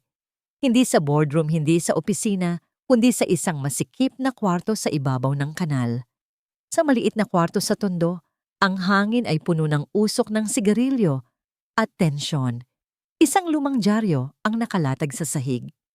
Gamit ang isang pentel pen, iginuhit ni Ruben ang floor plan ng kanyang mansyon. Ang kanyang kamay bagaman, nanginginig pa rin dahil sa lagnat at stress ay detalyado kung gumuhit. "Makinig ka, Michelle," seryosong sabi ni Ruben habang itinuturo ang isang kwarto sa ikalawang palapag ng drawing. "Ito ang master's library. Dito nagtatrabaho si Christian ngayon. Pero sa likod ng painting ng yumao kong asawa, sa dingding, nandoon ang hidden wall safe. At nandoon ang susi ng bangko." Tanong ni Michelle, nakaupo sa sahig at seryosong nakikinig. "Oo, at nandoon din ang iba pang dokumento na hindi ko pwedeng ilabas," sagot ni Ruben. "Ang problema, digital lock ang pinto ng library. Tanging si Christian at si Katrina lang ang may access code. O kaya ang master keycard na hawak ni Katrina." Napabuntong hininga si Nestor. "Mahirap yan, sir. Parang kuta ang mansyon nyo. May mga bodyguard sa gate at CCTV sa bawat sulok. Kaya nga hindi pwedeng pumasok ng sapilitan," sabi ni Michelle. Tumayo siya at tumingin sa salamin. Ang nakita niya ay isang babaeng pagod payat at mukhang galing sa hirap. Ngumiti siya ng mapakla. Hindi nila pinapansin ang mga katulong, di ba? Para sa kanila, ang mga helper ay parang furniture lang. Walang mata, walang tainga. Kinuha ni Nestor ang kanyang telepono. "May kakilala ako. Si Manang Fe ang head housekeeper. May utang na loob siya sa akin noong tinulungan ko ang anak niya. Naghahanap sila ng kapalit sa katulong na pinalayas ni Katrina kahapon dahil lang sa maling timpla ng kape." Kinabukasan nagbago ang anyo ni Michelle. Wala na ang matapang na nurse. Ang suot niya ay isang lumang floral blouse na kupas at paldang mahaba. Itinali niya ang kanyang buhok ng mahigpit paslikod at hindi naglagay ng kahit anong makeup. Nilagyan niya ng kaunting uling ang ilalim ng kanyang kuko para magmukhang sanay sa gawaing lupa. Ang pangalan niya ngayon ay Maricel. Iniwan niya sina Ruben at Nestor sa tondo ng may mabigat na puso. "Mag-ingat ka," huling habilin ni Ruben. "Huwag kang magpapahuli kay Katrina. Ang babaeng yon ay may pangamoy ng ahas." Ang Golden Summit Mansion ay nakatayo sa tuktok ng isang eksklusibong subdivision sa Makati. Ang gate nito ay gawa sa ginto at bakal at ang driveway ay puno ng mga mamahaling sasakyan. Pagpasok ni Michelle bilang Maricel sa service entrance, sinalubong siya ni Manang Fe. "Ikaw ba ang nirekomenda ni Nestor?" Tanong ni Manang Fe, isang matandang babae na mukhang mabait pero istrikto. "Opo, Manang. Maricel po." Sagot ni Michelle, yumuko ng mababa at gumamit ng tonong probinsyana. "Sige, basta magaling kang maglinis at hindi ka madaldal, tatagal ka dito." Ang Madam Katrina, mainit ang ulo ngayon, bulong ni Manang Fe. Dinala siya sa malawak na sala. Ang sahig ay marble na kumikinang. Ang chandelier ay kasing laki ng jeep ni Nestor. Sa bawat sulok ay may mga vase at painting na nagkakahalaga ng milyon-milyon. Ito ang pera ng bayan, isip ni Michelle. Ito ang perang ninakaw nila. "Nandito na po ang aplikante, ma'am," tawag ni Manang Fe. Mula sa hagdanan bumaba si Katrina. Nakasuot ito ng silk robe at umiinom ng red wine kahit tanghali pa lang. Tiningnan niya si Michelle mula ulo hanggang paa na parang sinusuri ang isang piraso ng karne sa palengke. "Ito na yon," mataray na tanong ni Katrina. "Mukhang ang tanda na niya. Baka naman tamad yan." Napakuyom ang kamao ni Michelle sa likod ng kanyang palda pero pinanatili niya ang maamong mukha. "Masipag po ako, ma'am," sagot ni Michelle nang mahina. "Sanay po ako sa labada, luto at linis. Wala po akong pamilya kaya wala po akong aalalahanin." Lumapit si Katrina kay Michelle. Inamoy niya ito. "Amoy lupa ka, diring," sabi ni Katrina. "Pero sige, kailangan ko nang maglilinis ng East Wing. Ang dating katulong ay tanga. Siguraduhin mong hindi ka tanga. Opo, ma'am. Ang sahod mo ay minimum. Walang day off hanggat hindi ako natutuwa sa trabaho mo. At isa pa, lumapit ang mukha ni Katrina kay Michelle. Huwag na huwag kang aakyat sa library kapag nandoon ang asawa ko. Maliwanag? Maliwanag po. Manang Faye bigyan siya ng uniforme. Simulan niya linisin ang banyo sa baba. Ngayon na. Tinalikuran sila ni Katrina at bumalik sa taas dala ang kanyang wine glass. Nakahinga ng maluwag si Michelle. Nakapasok na siya.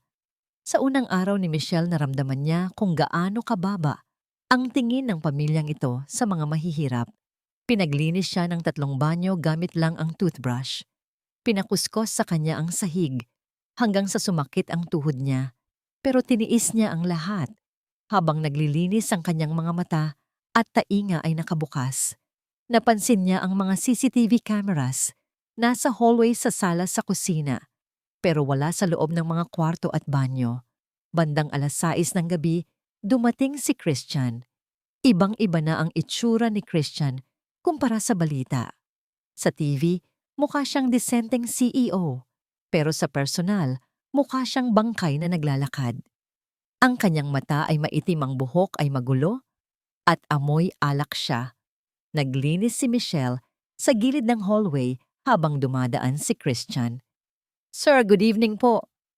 Bati ni Michelle nang nakayuko. Huminto si Christian.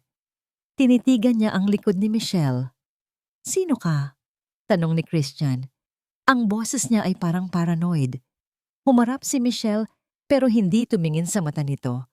"Maricel po, sir, bagong helper." Lumapit si Christian. Hinawakan niya ang balikat ni Michelle nang mahigpit. "Nakita na ba kita dati, pamilyar ka?" Bumilis ang tibok ng puso ni Michelle. Nakita niya ba ako noong gabi sa bundok? Imposible. Madilim noon. Hindi po, sir. Ngayon lang po ako lumuwas ng Maynila." Pagsisinungaling ni Michelle. Binitawan siya ni Christian at napahawak sa kanyang ulo. "Ark, kung ano-ano na ang nakikita ko. Alisin mo nga yung painting na yan." Tinuro ni Christian ang painting ni Ruben na nakasabit sa hallway. "Ayokong makita ang mukha ng matandang yan, sunugin niyo." Sigaw ni Christian bago pumasok sa library at ibinalibag ang pinto. Blag. Napahawak si Michelle sa dibdib niya. Ligtas siya sa ngayon. Pero nakumpirma niya ang isang bagay, ang library, ang sentro ng lahat. Nang gabing iyon, habang tulog na ang ibang katulong sa quarters, lumabas si Michelle ng dahan-dahan. Naglakad siya sa madilim na hallway ng mansyon. Ang target niya ang kwarto ni Katrina. Kailangan niyang makuha ang master key card. Alam ni Michelle mula kay Manang Faye na laging nag-iiwan ng bag si Katrina sa minibar sa sala bago umakyat matulog. Dahan-dahan parang pusa naglakad si Michelle. Nakarating siya sa sala. Nakita niya ang Louis Vuitton bag ni Katrina sa ibabaw ng sofa. Binuksan niya ito. Wallet, lipstick, pabango, at isang gintong keycard. Nakangiting kinuha ito ni Michelle. Bingo! Aalis na sana siya nang biglang bumukas ang ilaw sa kusina. "Sino yan?" Boses ni Katrina. Nanigas si Michelle. Nasa kusina pala si Katrina kumukuha ng tubig. Mabilis na nagtago si Michelle sa likod ng malaking sofa. Rinig niya ang yabag ng tsinelas ni Katrina na papalapit sa sala, papalapit sa bag. Dug, dug, dug. Kung makikita ni Katrina na nawawala ang keycard tapos ang misyon, kung makikita niya si Michelle dito, kulong ang aabutin niya. Huminto si Katrina sa tapat ng sofa. Kinuha niya ang kanyang bag. Ungol ni Katrina. Binuksan niya ang bag. Pinikit ni Michelle ang kanyang mga mata at nagdasal. "Manang Faye," sigaw ni Katrina. "Bakit hindi niyo niligpit ang baso dito? Puro kayo tamad." Hindi napansin ni Katrina ang nawawalang card. Masyado siyang abala sa pagiging maldita. Umakyat ito pabalik sa taas, dala ang bag. Nakahinga si Michelle. Nasa bulsa na niya ang susi. Tumingin siya sa taas sa pinto ng library. Bukas ng gabi papasukin niya iyon. Bukas ng gabi magsisimula ang tunay na laban.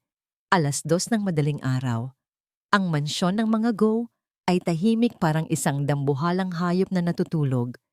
Sa labas ang ulan ay bumubuhos na naman tinatakpan ng ingay ng kulog ang anumang kaluskos sa loob ng bahay. Sa maid's quarters nakadilat si Michelle. Nakasuot pa rin siya ng uniforme ng katulong pero sa ilalim nito ay nakatago ang isang waterproof pouch na nakatali sa kanyang baywang. Handa na siya. Ito na, bulong niya sa sarili. Para kay Ruben, para sa katotohanan. Dahan-dahan siyang bumangon. Tiningnan niya si Manang Fe at ang iba pang katulong na himbing sa tulog. Naglakad siya ng nakayapak palabas ng kwarto para hindi lumikha ng ingay. Ang hallway ay madilim. Ang tanging ilaw ay nanggagaling sa mga security lights sa labas na tumatagos sa bintana tuwing kumikidlat. Alam na ni Michelle ang blind spots ng CCTV. Pinag-aralan niya ito habang naglalampaso ng sahig kahapon. Yumuko siya at gumapang sa ilalim ng kamera sa hagdanan. Ang kanyang puso ay kumakabog ng mabilis. Halos sumabog sa dibdib niya. Nakarating siya sa ikalawang palapag. Sa dulo ng pasilyo ay ang master's bedroom kung saan natutulog sina Christian at Katrina. Sa kaliwa naman ay ang library. Huminto si Michelle sa tapat ng pinto ng library. Nanginginig ang kamay niyang inilabas ang gintong keycard na ninakaw niya sa bag ni Katrina. Beep! Umilaw ng berde ang lock. Isang mahinang click ang narinig. Binuksan niya ang pinto at mabilis na pumasok dahan-dahang isinara ito sa likuran niya. Ang loob ng library ay amoy tabako at mamahaling leather. Gamit ang maliit na flashlight tinunton ni Michelle ang dingding kung saan nakasabit ang painting ng yumaong asawa ni Ruben. Patawad po Mrs. Bubulong ni Michelle habang inaalis ang painting sa pagkakasabit. Sa likod nito, tumambad ang isang metallic safe. May digital keypad ito. 6 na numero ang kailangan. Pinikit ni Michelle ang kanyang mata. Inaalala ang sinabi ni Ruben sa tondo. Hindi birthday ko, hindi birthday ni Christian. Sabi ni Ruben habang nanginginig sa lagnat. Ang code ay ang araw na naging tao ako. Ang araw na pinakasalan ko ang asawa ko. Siya lang ang minahal ko ng totoo. October 25, 1980. Pinindot ni Michelle ang mga numero 102580. Beep, beep, beep, open. Bumukas ang pinto ng safe. Halos mapatalon si Michelle sa tuwa. Sa loob nakita niya ang isang makapal na black ledger, isang USB drive, at isang susi ng bangko na may tatak na Swiss bank. Bingo! Mabilis niyang kinuha ang mga gamit at isinilid sa pouch sa kanyang baywang. Ibabalik na sana niya ang painting nang biglang, click! Bumukas ang lahat ng ilaw sa library. Nakakabulag na liwanag. Nanigas si Michelle. Dahan-dahan siyang lumingon. Sa may pintuan nakatayo si Katrina. Hindi ito nakapantulog. Nakasuot ito ng itim na silk robe, hawak ang isang baso ng red wine sa kanang kamay at isang golf club sa kaliwa. Ang kanyang muka ay hindi gulat, ito ay mukha ng isang predator na nahuli ang kanyang biktima. Sabi ko na nga ba? Malamig na sabi ni Katrina, humahakbang palapit. Masyado kang matalino para maging katulong at masyado kang pamilyar. Umatras si Michelle hanggang sa mapasandal siya sa mesa. Ma'am, naglilinis lang po ako.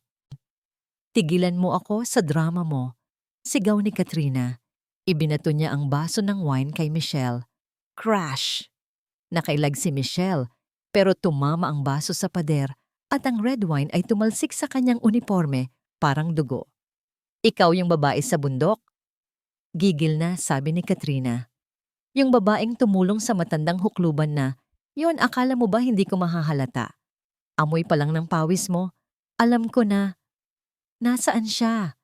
Sigaw ni Katrina sabay wasiwas ng golf club. Saan mo tinatago si Ruben? Alam ni Michelle na wala nang saysay ang pagpapanggap. Dahan-dahan siyang tumayo ng tuwid. Ang takot sa kanyang muka ay napalitan ng isang nakakatakot na kalmado. Nasa lugar siya kung saan hindi niyo siya maabot. Sagot ni Michelle. At nakuha ko na ang magpapabagsak sa inyo. Ibigay mo sa akin yan. Sumugod si Katrina. Hinampas niya ang golf club kay Michelle. Sinalag ni Michelle ang hampas gamit ang isang makapal na libro mula sa mesa. Bam! Nabitawan ni Katrina ang club dahil sa lakas ng impact. Pero hindi tumigil si Katrina. Sinabunutan niya si Michelle. Ang kanyang mahahabang kuko ay bumaon sa leeg ni Michelle. Magnanakaw hampas lupa. Tili ni Katrina. Nagbuno sila. Gumulong sila sa sahig. Sinampal ni Katrina si Michelle isang malakas na pak na nagpamanhid sa pisngi ni Michelle. Pero nakalimutan ni Katrina ang isang bagay. Siya ay isang donya na sanay sa aircon at spa. Si Michelle ay isang nurse na sanay magbuhat ng pasyente at isang magsasaka na sanay magbungkal ng lupa. Hinawakan ni Michelle ang magkabilang balikat ni Katrina. Gamit ang kanyang lakas, itinulak niya ang donya. Bitaw! Sigaw ni Michelle. Blag tumalsik si Katrina. Tumama ang kanyang likod sa isang glass display cabinet na puno ng mga tropeyo ni Christian. Crash na basag ang salamin. Bumagsak si Katrina sa gitna ng mga bubog at tropeyo. Napasigaw siya sa sakit ng magasgasan ng kanyang braso. Ah, hayop ka! Daing ni Katrina. Tumayo si Michelle hingal na hingal. Ang buhok niya ay gulo-gulo. May dugo sa leeg, pero hawak pa rin niya ang pouch. Tiningnan niya si Katrina na nakahiga sa sahig duguan at talunan. Hindi ako magnanakaw, mariing sabi ni Michelle. Binabawi ko lang ang ninakaw niyo. Sa labas ng pinto, narinig nila ang kalabog ng mga paa. Katrina, anong nangyayari dyan? Boses ni Christian. Papalapit na siya. Christian, barilin mo siya. Nandito siya. Sigaw ni Katrina. Walang oras. Tumakbo si Michelle papunta sa bintana. Nasa second floor sila, pero may trellis balag ng mga halaman na pwedeng babaan. Binasag ni Michelle ang bintana gamit ang isang vase at lumabas sa gitna ng ulan. Huwag kang tumakas. Pumukas ang pinto ng library. Pumasok si Christian na may hawak na baril. Nakita niya ang kanyang asawa sa sahig at ang bintanang basag. Tumakbo si Christian sa bintana at nagpaputok. Bang-bang. Pero mabilis si Michelle. Nakababa na siya sa hardin at tumatakbo na papunta sa pader ng mansyon. Ang ulan at dilim ang naging kakampi niya. Guard, hulihin niyo ang babaeng yon. Sigaw ni Christian sa intercom. Narinig ni Michelle ang mga aso na kumakahol. Narinig niya ang mga security guard na tumatakbo. Inakyat niya ang pader sa likod ng mansyon. Ang mga bubog sa ibabaw ng pader ay humiwa sa kanyang palad pero hindi niya ininda. Tumalon siya pababa sa kabilang kalsada. Thud. Masakit ang bagsak niya. Napilipit ang kanyang bukong-bukong. Dito. Isang lumang L300 van ang huminto sa tapat niya. Bumukas ang pinto at nakita niya ang mukha ni Nestor. Sakay na bilis. Pumasok si Michelle sa van. Mabilis na pinaharurot ni Nestor ang sasakyan. Sa side mirror nakita ni Michelle na bumukas ang gate ng mansyon at lumabas ang mga guard pero huli na ang lahat. Napaupo si Michelle sa sahig ng van basang-basa duguan at nanginginig. Pero nang kapain niya ang kanyang baywang nandoon pa rin ang pouch. Ligtas ang ebidensya. Tumingin si Nestor sa rearview mirror. Ayos ka lang ba, iha? Napangiti si Michelle kahit dumudugo ang labi niya. Inilabas niya ang USB at itinaas ito na parang tropeyo. Nasa atin na ang alastay, Nestor, sabi ni Michelle. Tapos na ang maliligayang araw nila. Ang van ay naglaho sa dilim ng Maynila, dala ang susi sa pagbagsak ng imperyo ng mga Go. Ang Grand Ballroom ng Golden Summit Hotel ay nababalot ng kulay puti at itim. Ito ang pinakamagarbong memorial service na nakita ng Maynila sa loob ng isang dekada. Libu-libong mga bulaklak ng kalalili ang nakahilera sa pasukan. Isang dambuhalang litrato ni Ruben na nakangiti at mukhang kagalang-galang ang nakasabit sa gitna ng entablado, pinaliligiran ng mga kandila at insenso. Ang buong business elite ng bansa ay naroon. Mga politiko-artista at mga shareholders. Lahat sila ay nakasuot ng itim, nagbubulungan tungkol sa trahedya. Sa isang VIP room sa likod ng entablado, nakatayo si Christian sa harap ng salamin. Inaayos niya ang kanyang itim na kurbata. Tinititigan niya ang kanyang sarili. Sinusubukan niyang pilitin ang pagtulo ng luha pero walang lumalabas. Ayusin mo ang mukha mo, utos ni Katrina na nakaupo sa sofa at nagre-retouch ng kanyang waterproof mascara. Mukha kang nanalo sa loto. Dapat mukha kang nawalan ng ama. Kinakabahan ako pag-amin ni Christian. Ang kanyang kamay ay nanginginig habang hawak ang baso ng whiskey. Yung babae, si Michelle. Nakatakas siya kagabi dala ang ledger. Paano kung lumabas siya? Tumayo si Katrina at lumapit sa asawa. Hinawakan niya ang pisngi nito hindi para lambingin, kundi para kontrolin. Sugatan siya, Christian. Nakita mo ang dugo sa bakod at si Ruben siguradong patay na yon sa impeksyon. Wala silang pera, wala silang kapangyarihan. Mariing sabi ni Katrina. Ngayong gabi, ide-declare ng board na patay na si Ruben in absentia at ikaw na ang magiging chairman. Kapag hawak na natin ang kapangyarihan, kahit ilabas pa nila ang ebidensya, mabibili natin ang mga hukom. Huminga ng malalim si Christian. Inubos niya ang alak. Tama ka. Akin na ang corona. Sa labas nagsimula na ang orkestra na tumugtog ng malungkot na musika. Lumabas si Christian sa entablado. Sinalubong siya ng flash ng mga kamera. Yumuko siya nagtakip ng muka at nagsimulang umiyak ng mga luhang buwaya. Samantala sa maliit na kwarto sa tondo, isang ibang klaseng preparasyon ang nagaganap. Walang orkestra, walang bulaklak. Ang tanging tunog ay ang pagkaskas ng labaha.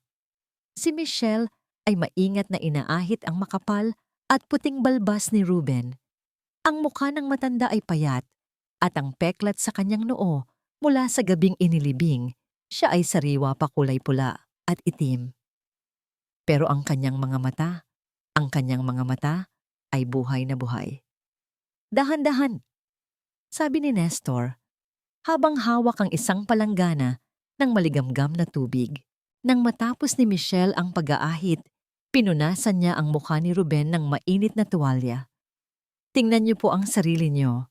Sabi ni Michelle, iniaabot ang isang basag na salamin. Tiningnan ni Ruben ang kanyang refleksyon. Hindi na siya ang bilyonaryong nasa painting. Siya ay isang taong dumaan sa impyerno at nakabalik. Ang mga gatla sa kanyang mukha ay hindi tanda ng katandaan, kundi ng katatagan. Sir, tawag ni Nestor. Inilabas ni Nestor ang isang suit mula sa plastic cover. Hindi ito bago. Ito ay isang lumang Armani suit na ibinigay ni Ruben kay Nestor noon bilang regalo sa Pasko na hindi kailanman nagamit ng driver dahil masyado itong magara. Medyo luma na po ito at medyo masikip sa tiyan ko, pero kasya po ito sa inyo ngayon dahil pumayat kayo. Nahihiyang sabi ni Nestor. Isinuot ni Ruben ang suit. Itinali ni Michelle ang kanyang kurbata. Ipinasok ni Ruben ang kanyang paa sa sapatos na pinakintab ni Nestor ng maigi. Tumayo si Ruben sa gitna ng masikip na kwarto. Sa kabila ng surroundings na amoy kanal at yero, nagmukha siyang hari muli. Handa na ba kayo? Tanong ni Michelle. Nakasuot na rin siya ng maayos na damit, isang simpleng blouse at slacks na binili nila sa ukay-ukay. Huminga ng malalim si Ruben. Inalala niya ang bigat ng lupa sa kanyang dibdib nung inilibing siya. Inalala niya ang sakit ng pagtataksil. Handa na akong bawiin ang pangalan ko, sabi ni Ruben. Tayo na. Bumalik sa Golden Summit Hotel. Nasa podium na si Christian. Hawak niya ang mikropono, ang kanyang boses ay nanginginig sa emosyon. Mga kaibigan, simula ni Christian. Mahirap tanggapin pero kailangan nating harapin ang katotohanan. Ang aking ama, ang ating chairman, ay wala na. Iniwan niya tayo ng walang paalam. Nagpunas ng mata ang mga tao sa audience. May ilan na talagang umiiyak. Bilang kanyang nag-iisang anak, patuloy ni Christian mabigat sa loob ko na tanggapin ang kanyang pwesto. Pero para sa kinabukasan ng kumpanya, tinatanggap ko ang hamon. Ipagpapatuloy ko ang kanyang nasimulan. Palakpakan. Tumayo si Katrina at yumakap kay Christian. Ang galing mo, honey, bulong niya. Sa labas ng hotel huminto ang lumang L300 van ni Nestor. Sa gitna ng mga Rolls-Royce, BMW at Ferrari, ang kalawanging van ay agaw pansin. Lumapit ang mga security guards at valet. Hoy, bawal ang delivery dito, dun kayo sa likod. Sigaw ng guard, hinahampas ang hood ng van. Bumukas ang driver's seat. Bumaba si Nestor, suot ang kanyang lumang uniforme ng driver na plansado. Hindi ako magde-deliver. Matigas na, sabi ni Nestor. Ihahatid ko ang may-ari ng hotel na to. Naguluhan ng guard. Anong pinagsasabi mo? Patay na ang may-ari. Bumukas ang sliding door ng van. Unang bumaba si Michelle. Inalalayan niya ang isang matandang lalaki na dahan-dahang bumaba. Ang lalaki ay nakatungkod, may benda sa noo, pero ang tindig ay tuwid at matibay. Naglakad si Ruben palapit sa entrance. Ang ilaw ng hotel ay tumama sa kanyang mukha. Nanlaki ang mata ng head security na dating tauhan ni Ruben ng 10 taon. Chairman, nauutal na, sabi ng guard. Sir Ruben, tiningnan siya ni Ruben. Bawal na ba akong pumasok sa sarili kong libing, Oka? Namutla si Oka. Mabilis niyang inutusan ng mga tauhan. Buksan ang pinto. Bilis ang chairman, buhay ang chairman. Sa loob ng ballroom, hawak na ni Christian ang gavel martilyo para isara ang seremonya. Sa ngalan ng Pamilya Go, nagpapasalamat ako sa inyong lahat. Blag. Ang dambuhalang double doors sa likod ng hall ay bumukas ng malakas. Pumasok ang hangin at liwanag mula sa lobby. Napalingon ang lahat ng tao. Napahinto ang musika. Napahinto ang mga waiter. Ang katahimikan ay nakakabingi. Sa pintuan nakatayo ang 3 tao. Isang driver, isang babae, at sa gitna nila, ang taong dapat ay nasa hukay na. Si Ruben Go. Nabitawan ni Christian ang mikropono. Ang tunog ng feedback ay umalingaw-ngaw sa buong kwarto. Screech P. Papa. Bulong ni Christian, parang nakakita ng multo. Si Katrina ay napaupo sa kanyang silya, ang kanyang mukha ay nawalan ng kulay. Nagsimulang maglakad si Ruben sa gitna ng red carpet. Mabagal. Maingay ang tunog ng kanyang tungkod sa sahig. Tok, tok, tok. Bawat hakbang ay parang tibok ng puso ng mga taong nagkasala sa kanya. Ang mga tao sa audience ay nahawi, nagbibigay daan sa nagbalik na hari. Ituloy niyo. Malakas na sabi ni Ruben, ang boses ay dumadagundong kahit walang mikropono. Gusto ko ring marinig kung paano ako namatay. Ang katahimikan sa loob ng Grand Ballroom ay mas mabigat pa sa lupa. Libo-libong pares ng mata ang nakapako kay Ruben habang naglalakad ito sa red carpet. Ang bawat tunog ng kanyang tungkod sa sahig, tok, tok, tok, ay parang countdown ng isang bombang sasabog. Sa entablado si Christian ay parang estatwa. Ang kanyang mukha ay namumutla, ang kanyang mga labi ay nanginginig. Ang luha sa kanyang mata na kanina ay peke, ngayon ay napalitan ng tunay na pawis ng takot. Si Katrina naman ay nakahawak sa kanyang leeg, tila nauubusan ng hangin. Ang kanyang mga mata ay palipat-lipat kay Ruben at sa mga security guard na nakatunganga sa pintuan. Papa, basag na boses ni Christian. Ang mikropono ay nakabukas pa rin, kaya't ang kanyang takot ay rinig ng lahat. Huminto si Ruben sa paanan ng hagdan ng entablado. Tumingala siya sa kanyang anak. Ang titig niya ay walang bahid ng pagmamahal, puro ito apoy at yelo. Buhay ka! Bulong ni Christian. Biglang gumana ang kanyang survival instinct. Sinubukan niyang ngumiti, isang ngiting mukhang iyak. Buhay ka, Diyos ko, buhay ang papa ko. Bumaba si Christian sa entablado at tumakbo palapit kay Ruben. Ibinuka niya ang kanyang mga braso, umaakto sa harap ng mga kamera at bisita. Akala namin patay ka na. Akala namin iniwan mo na kami. Salamat sa Diyos. Sigaw ni Christian, akmang yayakapin ng ama para pagtakpan ng katotohanan. Nagbulungan ang mga tao. O napakabuting anak, tingnan mo kung gaano siya kasaya. Pero bago pa man madampi ang kamay ni Christian kay Ruben, Pak, isang malakas at dumadagundong na sampal ang lumipad sa mukha ni Christian. Hindi ito ordinaryong sampal.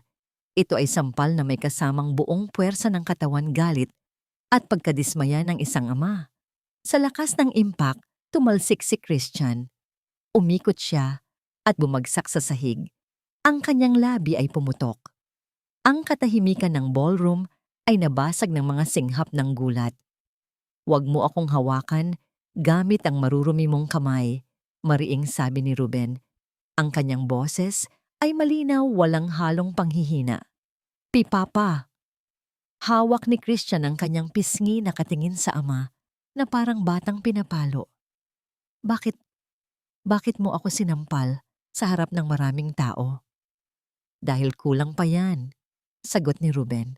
"Kulang pa yan sa lupa na itinabon mo sa akin habang humihinga pa ako." Natahimik ang buong hall. Lupa itinabon. Humihinga tumayo si Katrina mula sa kanyang upuan. Alam niyang kailangan niyang agawin ang naratibo bago pa magkaintindihan ng mga tao. "Guard, guard." Tili ni Katrina, tinuturo si Ruben. "Arestituhin niyo siya." "Hindi yan si Ruben Go impostor. Yan matagal nang may sakit sa utak ang biyenan ko. Baka kung sino lang yang pulubi na pinulot sa kalye." Nagkatinginan ang mga security guard. Hindi nila alam ang gagawin. Si Ruben ay mukhang Ruben, pero ang utos ay galing kay Katrina. "Sige, subukan niyong galawin ang chairman." Sigaw ni Nestor, humarang sa harap ni Ruben. Itinaas ni Nestor ang kanyang kamao, handang makipagbugbugan para sa amo niya. Sa gitna ng kaguluhan, umakyat si Michelle sa entablado. Habang nagkakagulo sa baba, pumunta siya sa audio-visual control booth sa gilid ng stage. Tinulak niya ang naguguluhan na technician. "Umalis ka dyan kung ayaw mong madamay sa kulungan." Isinaksak ni Michelle ang USB na nakuha niya sa safe. "Katrina, Christian," sigaw ni Michelle sa mikropono. Napalingon ang lahat kay Michelle. "Sabi niyo impostor siya?" Tanong ni Michelle, ang boses ay matapang. "Pwes panoorin niyo ang katotohanan." Pinindot ni Michelle ang play. Ang dambuhalang LED screen sa likod na kanina ay nagpapakita ng nakangiting litrato ni Ruben ay nagbago. Lumabas ang isang video. Malabo at magalaw, kuha ng isang dashcam ng sasakyan. Ito ang backup recording ng sasakyan ni Christian.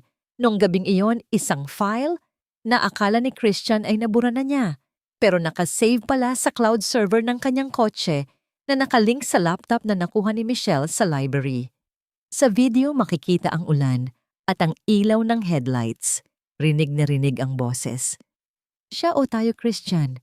Mamili ka." Boses ni Katrina. "Patawarin mo ako pa." Boses ni Christian habang may tunog ng pala na nagbubungkal ng lupa. Kasunod nito, nag-flash sa screen ang mga bank documents mula sa Swiss Bank. Mga transaksyon ng milyon-milyong piso na nilipat mula sa kumpanya papunta sa personal account ni Katrina at sa mga kasino sa Macau. "Oh my God!" Sigaw ng isang ginang sa audience. Pinatay nila ang sarili nilang ama. Sigaw ng isa pang shareholder. Nagkagulo ang ballroom. Ang mga flash ng camera ay parang kidlat na sunod-sunod. Si Katrina ay nanigas. Ang ebidensya ay nasa harap ng buong Pilipinas. Live na nakabroadcast ang event sa social media. Si Christian, na nakaluhod pa rin sa sahig, ay nagsimulang gumapang palayo. Hindi. Hindi ko ginusto yon. Pinilit lang ako ni Katrina." "Anong pinilit?" Binalingan siya ni Katrina. Ang kanyang maskara ay tuluyan ng natanggal. "Ikaw ang nagtulak sa kanya, ikaw ang duwag. Huwag mo akong idamay. Ikaw ang nag-utos na ilibing siya." Sigaw pabalik ni Christian.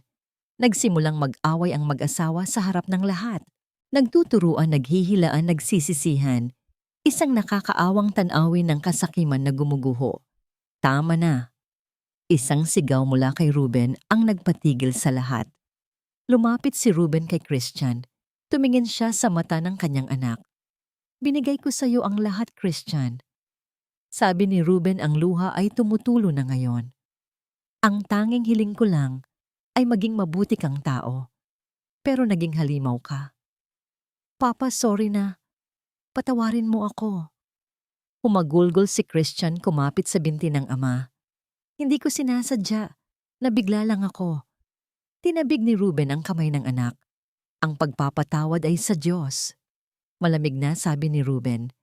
Ang sa akin ay katarungan. Sa sandaling iyon, bumukas ang mga pinto. Pumasok ang mga ahente ng NBI National Bureau of Investigation kasama ang ilang matataas na opisyal ng pulisya na hindi bayaran. Christian, go Katrina, go. Sigaw ng NBI team leader, itinaas ang warrant of arrest. Inaaresto namin kayo sa kasong parricide, frustrated murder, at large-scale embezzlement. Huwag bitawan niyo ako. Nagwala si Katrina habang pinoposasan siya ng mga babaeng ahente. Alam niyo ba kung sino ako? Ako ang may-ari ng hotel na to. Dati, ma'am. Dati, sagot ng ahente habang kinakaladkad siya palabas. Si Christian ay walang lakas na nagpahuli. Nakayuko umiiyak at hindi makatingin sa kanyang ama. Habang inilalabas sila ng ballroom, dumaan sila sa harap ni Michelle. Tinitigan ni Katrina si Michelle ng masama. Ikaw na hampas lupa ka. Papatayin kita. Tiningnan lang siya ni Michelle ng diretso. Subukan mo. Pero sa susunod, siguraduhin mong patay na talaga ang kalaban mo bago ka magdiwang. Nang makaalis na ang mga pulis at kriminal, naiwan si Ruben sa gitna ng entablado. Ang mga bisita ay tahimik naghihintay ng kanyang sasabihin. Pagod na pagod si Ruben. Ang adrenaline ay humuhupa na at nararamdaman na niya ang sakit ng kanyang katawan. Muntik na siyang matumba. Mabilis na lumapit si Michelle at inalalayan siya. Okay lang kayo, tay? Tanong ni Michelle. Tumango si Ruben. Inayos niya ang kanyang coat at humarap sa audience. Paumanhin sa gulo, sabi ni Ruben sa mikropono. Tapos na ang palabas. Pero bago kayo umuwi, gusto kong ipakilala ang taong sumagip sa buhay ko. Itinaas ni Ruben ang kamay ni Michelle. Siya si Michelle. Hindi ko siya kadugo. Hindi ko siya kaano-ano. Pero noong tinapon ako ng sarili kong pamilya, siya ang dumampot sa akin. Nagpalakpakan ang mga tao. Una ay mahina, hanggang sa lumakas at naging standing ovation. Si Michelle na sanay na laging nasa gilid na laging minamaliit bilang nurse o katulong ay inapaiyak. Sa unang pagkakataon nakita siya ng mundo, hindi bilang biktima kundi bilang bayani. Yinakap siya ni Ruben, isang yakap ng isang ama sa tunay niyang anak. Salamat anak, bulong ni Ruben. Sa likod nakangiti si Nestor habang pinupunasan ng kanyang luha gamit ang panyo. Ang katarungan ay nakamit na. Ang bagyo ay lumipas na. 6 na buwan ang nakalipas. Ang city jail ay malayong-malayo sa aircon at malambot na kama ng Golden Summit Mansion. Dito ang hangin ay amoy pawis, kalawang at pagsisisi. Sa visitors area magkaharap sina Christian at Katrina, pagitan ang makapal na salamin. Pareho silang nakasuot ng kulay kahel na uniforme ng bilanggo. Si Katrina na dati ay laging naka-makeup at alahas ngayon ay payat na at tila tumanda ng 10 taon. Ang kanyang buhok ay putol-putol na pag-initan siya ng mga kapwa niya bilanggo. Pirmahan mo na ang annulment papers, Christian. Malamig na, sabi ni Katrina sa intercom. Ayaw na kitang maging asawa. Ikaw ang nagpahamak sa akin. Tumawa si Christian ng mapakla. Ang mata niya ay wala ng ningning. Ikaw ang nagtulak sa akin, Katrina. Ikaw ang demonyong bumulong sa taing ako. Kung hindi dahil sa kasakiman mo, sana nasa akin pa ang kumpanya. Sana anak pa rin ako ni Papa. Wala kang kwentang lalaki. Sigaw ni Katrina, sabay hampas sa salamin. Mabulok ka sana dyan. Hinila ng mga jail guards si Katrina palayo. Habang kinakaladkad siya pabalik sa selda, nakita niya sa TV sa hallway ang balita. Chief Carlo hinatulan ng habambuhay na pagkakakulong dahil sa korupsyon at tangkang pagpatay. Napapikit si Katrina. Wala na. Tapos na ang lahat. Ang bawat kasalanan ay may katapat na singil. Samantala, sa isang private law office sa Makati, Nakaupo si Ruben sa harap ng kanyang mga abogado. Maayos na ang kanyang kalusugan, bagaman may peklat pa rin sa kanyang noo na magsisilbing paalala ng kanyang ikalawang buhay. Sir, sabi ng abogado, naibalik na sa inyo ang lahat ng assets na nilustay ni Christian. Ang Golden Summit Group ay stable na ulit. Gusto niyo po bang bumalik sa mansyon? Tumingin si Ruben sa bintana tanaw ang magulong skyline ng Maynila. Ibenta niyo ang mansyon. Utos ni Ruben, nagulat ang abogado. Pero iyon ang ancestral home ng pamilya Go. Hindi iyon tahanan. Malungkot na ngumiti si Ruben. Bahay lang yon na puno ng multo ng kasakiman. Ayoko nang tumira sa lugar na malaki nga, pero pakiramdam mo ay nag-iisa ka lang. Bumaling si Ruben kay Michelle, na tahimik na nakaupo sa sulok suot ang isang simpleng dress. Michelle, tawag ni Ruben. Inilapag niya ang isang tseke sa mesa. Ito ang pabuya na ipinangako ko, 50 milyon. Sapat na ito para mabuhay ka ng marangya habang buhay. Pwede kang magtayo ng sarili mong ospital. Pwede kang mag-travel sa buong mundo. Tinitigan ni Michelle ang tseke. Napakaraming zero. Pero dahan-dahan niyang itinulak ito pabalik kay Ruben. Sir Ruben, sabi ni Michelle ng may respeto, hindi ko po kayo tinulungan para dito. Ginawa ko yon dahil yon ang tama. Pero kailangan mong mabuhay, giit ni Ruben. Babalik na po ako sa probinsya, ngiti ni Michelle. Namimiss ko na ang mga tanim ko. Ang pechay, ang kamatis. Doon ako masaya, sir. Sa simpleng buhay. Tumayo si Michelle at kinuha ang kanyang lumang bag. Masaya ako na ligtas na kayo. Yun lang sapat na bayad na sa akin yun. Akmang aalis na si Michelle nang magsalita si Ruben. Kung ganun, pwede bang sumama? Natigilan si Michelle. Po, sabi ko, ayoko na sa mansyon. Tumayo si Ruben at inayos ang kanyang coat. Matagal ko na ring gustong matutong magtanim ng pechay. Bumalik tayo sa probinsya. Ang bundok na dati ay saksi sa krimen at ulan ngayon ay naliligo sa liwanag ng araw. Ang hangin ay sariwa at amoy damo. Sa tabi ng munting kubo ni Michelle, may nakatayo ng isang bago at magandang bungalow. Hindi ito mansyon. Wala itong gintong gate o swimming pool. Gawa ito sa kawayan bato at salamin simple pero matibay at maaliwalas. Sa hardin nakasuot ng sombrero at boots si Ruben. Ang dating chairman na humahawak ng fountain pen ngayon ay may hawak na piko at nagbubungkal ng lupa. Sir Mali po ang hawak nyo. Sigaw ni Nestor mula sa gilid tumatawa. Si Nestor ang naging katuwang ni Ruben sa lahat ng bagay sa farm. Hayaan mo ako, Nestor, nag-aaral pa ako. Sagot ni Ruben pinupunasan ang pawis sa noo. Mas maitim na ang balat niya ngayon dahil sa araw pero mas malusog tingnan. Lumabas si Michelle mula sa kusina, may dalang tray ng merienda. Saging na saba at malamig na buko juice. Tay Nestor, kain na muna. Tawag ni Michelle. Lumapit ang dalawang matanda at umupo sa ilalim ng puno ng mangga. Ang sarap ng hangin dito, sabi ni Ruben, humihinga ng malalim. Walang polusyon, walang plastic na tao. Masaya ako na nag-e-enjoy kayo, sir, sabi ni Michelle. Tumingin si Ruben kay Michelle. Ang kanyang mukha ay naging seryoso, pero malambing. Michelle, may ibibigay ako sa'yo. At sa pagkakataong ito, bawal kang tumanggi. Inilabas ni Ruben ang isang brown envelope. Kinabahan si Michelle. Sir, kung pera na naman po yan. Buksan mo. Binuksan ni Michelle ang envelope. Binasa niya ang dokumento sa loob. Petition for adoption. Parent Ruben Go adoptee, Michelle Santos. Nanlaki ang mga mata ni Michelle. Ang kanyang mga kamay ay nanginginig habang binabasa ang mga legal na termino. Nakasaad doon na siya ay magiging legal na anak at tagapagmana ni Ruben. Sir, nangingilid ang luha ni Michelle. Matagal na akong nawalan ng anak, Michelle. Sabi ni Ruben hinawakan ang kamay ng babae. Namatay ang puso ko noong gabing ilibing ako ni Christian.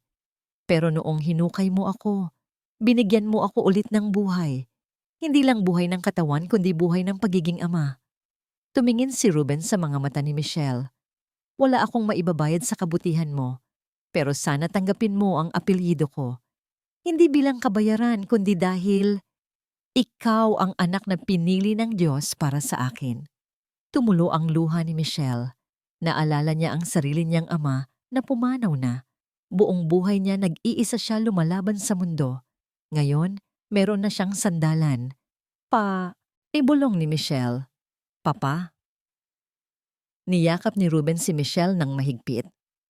Sumali rin si Nestor sa yakapan, umiiyak na parang bata. Group hug.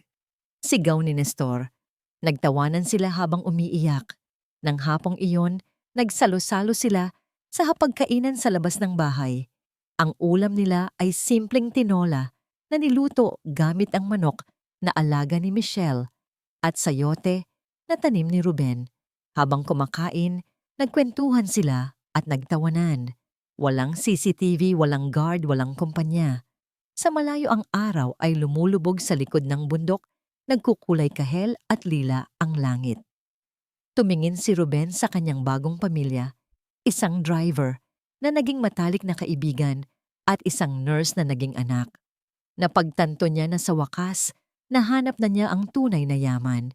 Hindi ito makikita sa bangko o sa ledger. Ang tunay na yaman ay ang pagkakaroon ng mga taong handang samahan ka sa putikan at handang ipaghain ka ng mainit na sabaw kapag maginaw ang mundo. Itinaas ni Ruben ang kanyang baso ng bukod juice para sa bagong simula. Sabi ni Ruben, itinaas din ni na Michelle at Nestor ang kanilang mga baso. Para sa pamilya, sagot ni Michelle. Nag-clink ang kanilang mga baso. Ting! At sa ilalim ng payapang langit ng probinsya, natapos ang bangungot at nagsimula ang isang magandang panaginip.